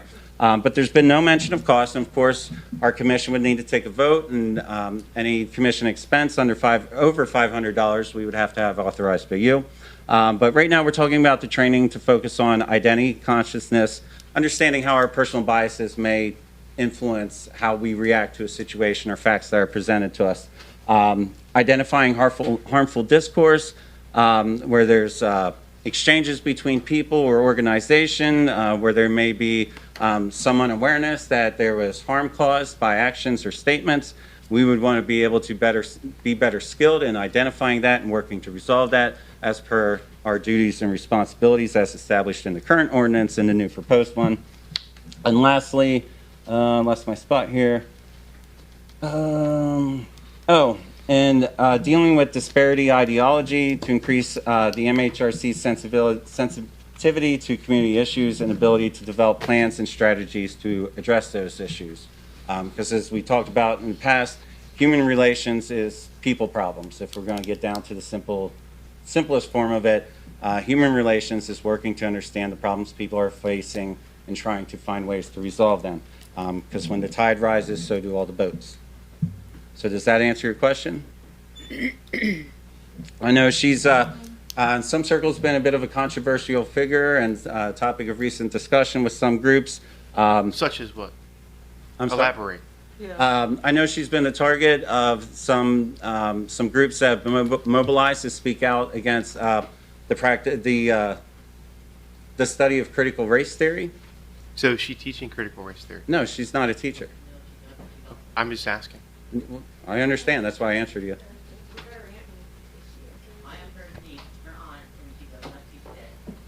Thank you. Thank you, Pastor Flo. Appreciate it. But again, we just want to be better. We want to have more skills to serve our community with, because our whole goal and purpose of the commission is to help the people of Middletown. And good intentions only go so far, right? I mean, I can want to help my dad fix an electrical problem, and I can end up burning down the house. But if I call you an expert, I maybe got to pay a bill, and I don't owe my dad a whole new house, right? Okay. Last thing I want to talk about, unless there's any other questions related to the training we're pursuing, we've also benefited in the past, and we'll be getting, hopefully after Mr. Hanna's appointment, or maybe with if we can get this ordinance passed through fairly quickly, that Mr. Ferguson will be joining us, getting additional training again from the Pennsylvania State Human Relations Commission. Councilor Lloyd, I hope you would back me up on how beneficial that was when we had Ms. Hatcher come in. And I forget the other gentleman's name off the top of my head, but we spent a day here volunteering our time, and they volunteered their time to help us so that we could understand what the legal qualifications were of discrimination and how to work to resolve them and interact with the Pennsylvania Human Relations Commission. So yeah, we're always trying to be better for the community, even though we're just volunteers. We want to be the best we can at that. Last thing I want to touch base on before Megan gives her part of the address is the MHRC has been developing a partnership with Public Works on green space development in our community. We pitched a couple meetings ago, we pitched the idea of working with the other boards and commissions and committees to kind of sponsor planners at the square and handle the maintenance of them. Mr. Wilsbach he's no longer here, so I'm pointing to a corner, but he was very helpful in kind of helping me shape that plan before we approach the other committee members and commissions. So there's that. We're also working on developing a tree planting event. Matt Miller shared that DCNR and maybe Ellen, I know you and I have talked about this too. There's an initiative to plant more trees along waterways to help prevent erosion, to help eliminate trash and debris that comes down when there's flooding, which we're very prone to. So that's something we would like to pursue being able to do with the help of some partnerships with some community organizations. And the last thing is we are hoping, also with Matt Miller's help, to develop a plan for the commission to create a sensory garden in the borough next year. We have a lot of undeveloped properties. Most notably, we're looking at the corner of, was that Hoffer and Maple over by us, where there's that big empty lot, putting in wildflowers, maybe a little walking path, some benches, but something we could develop and plan with Public Works so that we're not creating any burden for them, or we're not creating any sort of eyesore, and we're definitely not creating any obstacle for our groundskeepers to deal with. So unless you have any questions for me, I will hand it over to Megan. Thank you, Mr. Woodworth. Does Thank you. anybody have any questions for Mr. Woodworth? I'm sorry. And I apologize, it was a lot to cover, and this is the long meeting. I really appreciate everybody's attention and conversations on the topic. Thanks, guys. Thank you. Good evening. I only have a few things, so I'll keep it very brief. Thank you for having me. The first thing I wanted to bring up is something that we are looking for the spring and summer of 2022 at the Middletown Human Relations Commission is planning an outdoor concert series, and I believe that Mike has talked to the mayor about this a little bit, with the purpose of raising funds to support, improve, and develop the borough's public parks. So the series would provide a once-a-month afternoon concert at one of each of the borough's public parks with music and entertainment provided by family-friendly artists, concession provided by local restaurants and/or food trucks, and fundraisers through donations and raffles. So I know I worked on a few different boards, or I do currently work on a few different boards where we can often get artists to come out free of charge and things like that, so it wouldn't be any expense to the board. Usually food trucks will come out, either pay a fee to be out there or will come out for free. So that's something that we're looking into. We can definitely put together a proposal to have more information for that in the future, if nobody has any objections to it at the moment. Okay, sorry, my eye is like watering down my face. The next thing I wanted to bring up was the rock painting event that we brought up before that I think was approved and council was in favor of. So we're planning the rock painting event to occur on Saturday, September 25th here at the MCSO, possibly in partnership with Chronically Strong, a local mental health advocacy, thank you, organization for the purpose of raising awareness of mental health issues and resources. So I wanted to see if we would be able to use the building on the 25th and 26th to conduct this event. So the kids would come in and paint the rocks the 25th. We decided we'd give them the option to take the rocks home if they want them right then, because we know how kids are, and they might say, I painted this rock, I want to take it. Or they can leave it with us. We can seal them and let them dry overnight. If they want to leave them with us, then we will hide them around town if they're interested in, finding them. So I don't know if the building is available those days, and I also wanted to know if we need to request a special event request form. You have for to go through Mara for that. With who? You have to go through Mara. Mara, okay. Okay. The only other thing I have then is that I just wanted to let council know I attended the Interfaith Council meeting recently to try and see if there's a future with the MHRC partnering with them for anything they're doing. So I just attended, introduced myself, didn't hijack their meeting. I plan to go to the next meeting and just kind of let them know that we're here, that we want to work with them and kind of learn a little bit more about what they do in town, and just put a little bug in their ear that, hey, if you know what the residents need, that's what we're here for and that's what we're trying to do, because these feel-good events are all good, but what we, really want to do is help people. So we can paint rocks, all day long, that's fine, but if there's a greater need, we can help with whatever they need. So I plan on going to their September meeting and kind of fostering that relationship. Does anyone have anything for me? No. Okay, thank you. Thank you.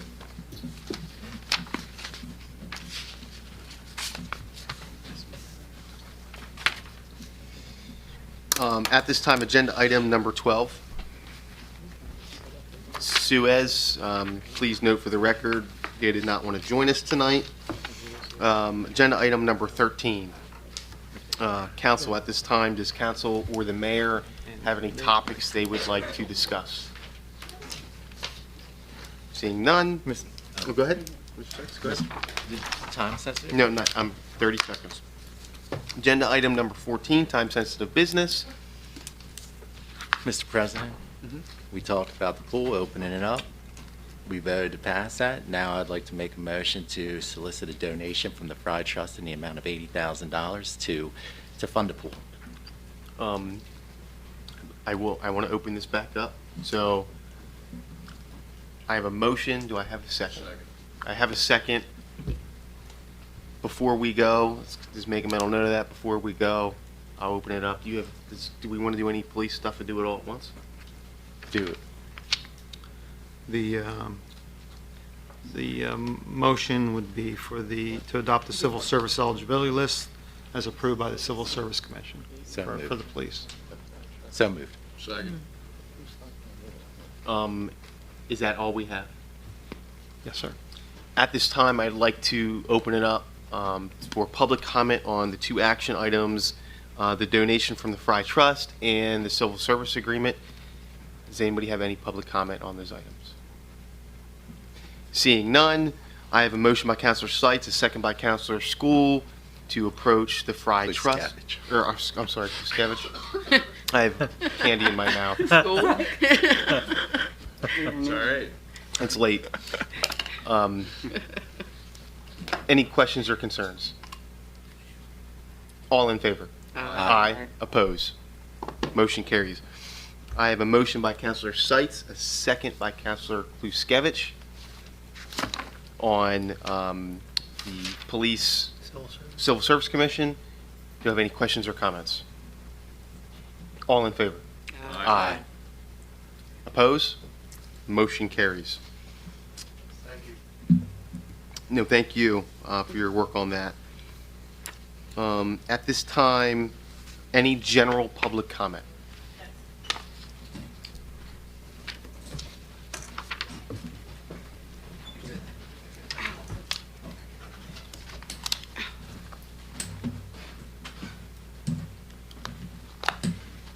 My name is Donna Woodworth. I live on Ann Street. Sorry. There's two things that I heard tonight that kind of bothers me. First, our side of town gets no attention. And you have somebody here that wants to beautify it, and we're getting, well, you can't put trees, you can't put boxes, you can't, and it's frustrating. I've lived in my house on Ann Street for 36 years.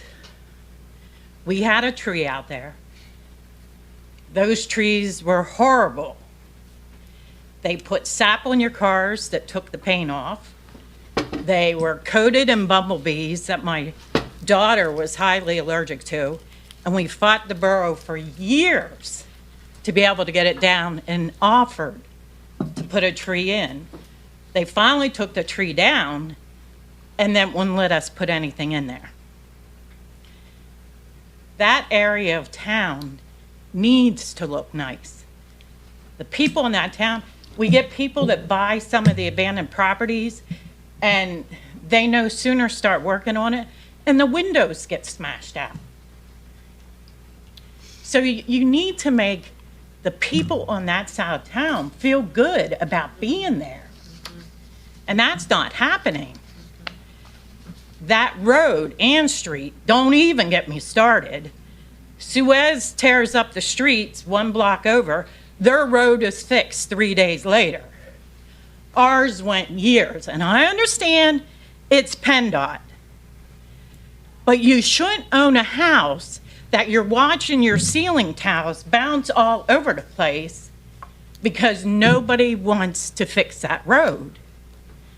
So here's somebody that wants to beautify that side of town, and I think this council needs to give that serious consideration. Come up with some type of rule, whether the box can only be 2 foot by 2 foot, something. But have people start taking pride in their properties again. So that's the first thing. Second thing, you probably caught my last name, Woodworth. Michael is my son.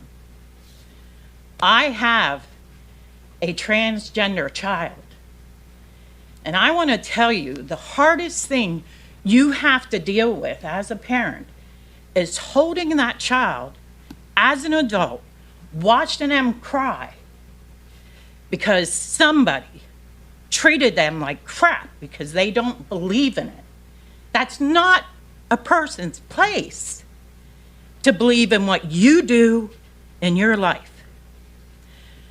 So to simply amend the language that clearly defines who all is covered by this act, this law, this commission, needs to be addressed.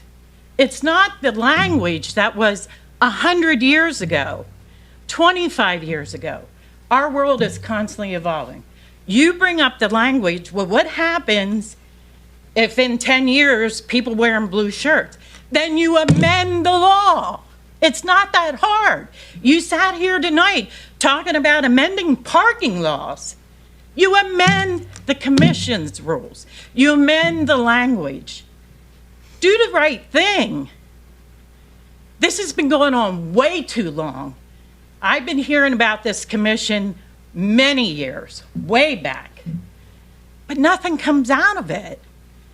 And like I said, I sit there and hold my daughter while she's blown, and don't think you can put your head in the sand and not say that there isn't any business in this town that doesn't do some discriminatory practice, because I'll call you a liar. I've seen it. I was with my daughter. I witnessed it. I saw it. We need to change that language. Thank you. Thank you. Any other general public comment? Good evening. I did not plan to come here to stay this late, but I'm here, I'm stuck, so I might as well have something to say. I'm Carolyn Whittle. My ride left me, but I know some faces in here, so I'm good. But this is what I want to say. When we don't understand the language of what's going on, I am so glad you have a solicitor, because he can change the language. That's what he does, and he does it well. So even though you are uncomfortable with some of those wordings, he can fix it so that you two can go along. If we see out here that you guys aren't getting along, well, we know nothing's going to happen for us. So you have to work together. I know you're getting sick of me. I've only been here twice, and each time I'm trying to encourage you, because, like I said, I hear such terrible things about the council. Well, I'm an outsider, even though next month it'll be 47 years I've been a Whittle. So I'm not really an outsider. Like I said, I've been here long enough. So you gotta just take some time and listen to your people, because just like he said, really it's the people that will make the decisions. You might have gotten 4 people to complain about the young man walking around. Well, he walked through my neighborhood too, and we live on the opposite of Ames Street. So I know what you mean about once you cross those tracks, people have such a different attitude about you. I learned that too the hard way. But the thing is, you just gotta take the time and listen to your people. If he had 140 or 150 signatures saying, yes, update your human relationship laws, 4 people don't count. Those 4 people called me and they didn't have a clue what they were talking about. Right, because they should have listened to him. He wasn't carrying a gun. He wasn't dressed wild. I mean, he just walked and said, hi, can I talk to you for a minute? So that's another evidence for you that Middletown has so much mess going on. There's so much discrimination. That's why the school district decides we need to have somebody teach us some sensitivity, because the numbers have changed in the district. The numbers have changed in the school. It's just amazing how many minorities you now have, not just here in Middletown. I'm from Maryland, and I'm like, woo, I see so many people now that are interrelated. Eventually, whoever you are that discriminating, you're going to have to stop, because you might have a grandkid that's a monkey. You know, you just don't know anymore. So we might as well learn how to get along. And I am Reverend Whittle, so I'm going to bring that up again. Learn how to take your meetings seriously, but listen to your people. I'm stuck, so I'm here.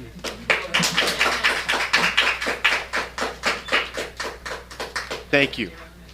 Any other general public comment?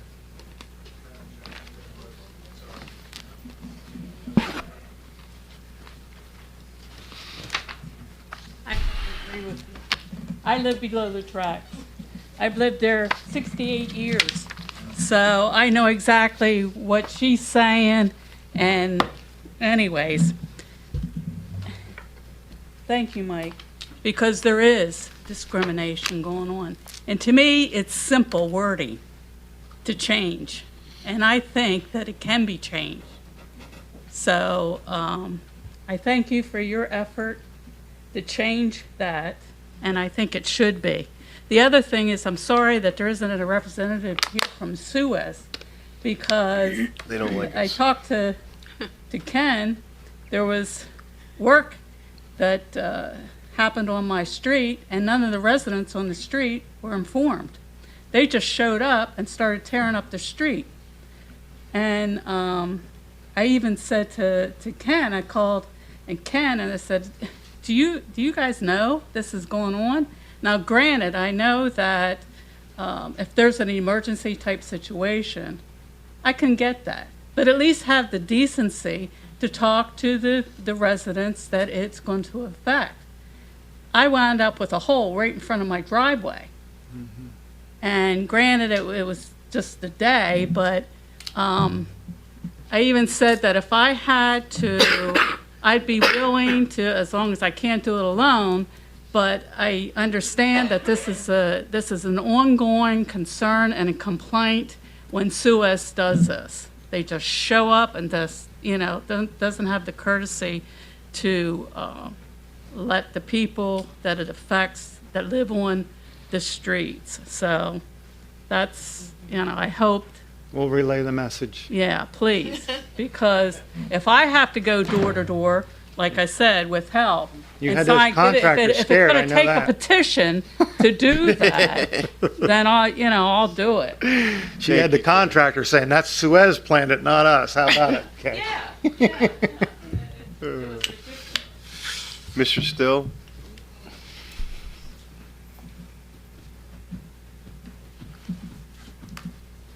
Jack Still, 37 West Needmont Street. The Landis Fund. Talked about turning it over to Interfaith. The Landis Fund's for money for the good of the Middletown people. Does the Interfaith only take care of Middletown people, or is it a little bit of everybody and anything? Now, that's part of what we would put before. It would have to be an agreement by them that it would only go to Middletown. That's what we'd have to put in front of the Attorney General. We couldn't turn it over if they weren't going to follow that. Would we have any provisions that we could audit their books or get records? Now, you want to get out of it once No, you're... to make that they're complying with that? Is there any mechanism to? For be able- compliance, right, I agree. I'm talking a compliance mechanism. No, not if you're either going to keep the fund or you're not. I If just you asked- don't, you won't have a complaint. Well, then keep it. You could, the Attorney General could, somebody could complain to the Attorney General. But Keep it and give that 7% to them every year or whatever. So that's my thoughts.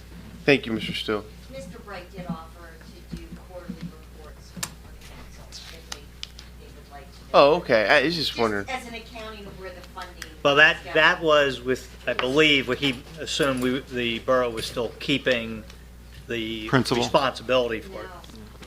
Either way. Oh, okay. Okay. I didn't know that, because I didn't realize you even told them yet that we may turn over the responsibility to them, as opposed to just letting them administer for us. I mean, so, Any other general public comment? Seeing none, do I have a motion to adjourn? I'm sorry? Come back out. Oh, we're coming back out. At this time, I would like to recess to executive session, to discuss personnel, potential litigation, and real estate. We'll be back.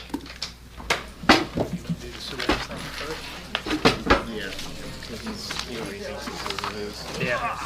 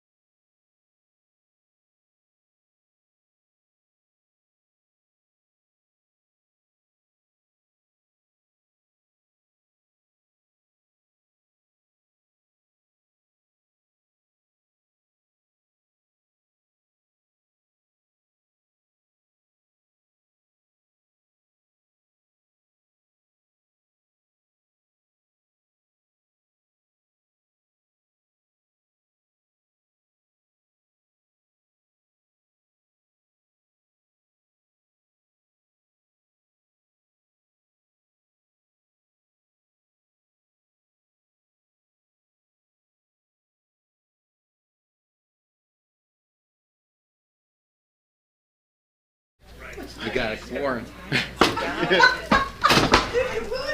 you have a sweater on. Yes, you are, aren't you? Yeah, I just wish I was more retired. Oh, glue. Glue, glue, glue.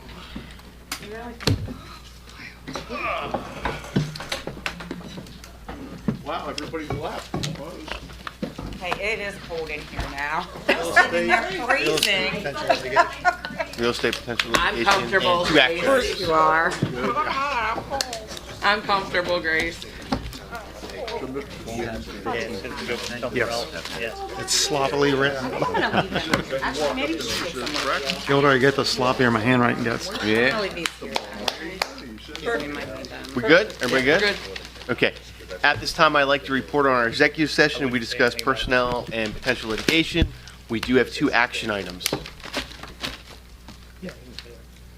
Oh, Mr. President, I'd like to make a motion to direct the solicitor to draft the lease between the Middletown Youth Club and the Borough of Middletown for the Main Street Gym. Second. I have a motion by Counselor Seitz and a second by Counselor Kluskevich. Any other motions? Mr. Kleinpeter, you're up. Yes, I'm sorry. Yes, looking for a motion to approve the stipulation and agreement between the Middletown Water Joint Venture and the Borough of Middletown. No, we already read that. We already did that. The other one. No, he didn't. That's right. I did the Main Street Gym. He just read Main Street Gym. Oh, I'm sorry, what were you reading? 15%. I'm sorry, Okay. I'm really So sorry. I'm looking for a motion to approve the stipulation and agreement between the Middletown Water Joint Venture and the Borough of Middletown on, in our current dispute of regarding administration fees associated with the capital improvement projects to be decided in federal court. So moved. Second. I have a motion by Counselor Knoll, a second by Counselor Seitz. At this time, I'd like to open up for public comment. Seeing no public comment, let's run the first motion. Motion by Counselor Seitz, second by Counselor Clue. Any questions or comments? All in favor? Aye. Aye. Oppose? Motion passes. Second motion, Counselor Knoll, second by Counselor Seitz. Any questions or comments? All in favor? Aye. Aye. Oppose? Motion carries. Do I have a motion to adjourn? Second. So moved. Second. Out of here. Out of here. Probably didn't set any records I gave him for a first meeting. We covered a lot of ground.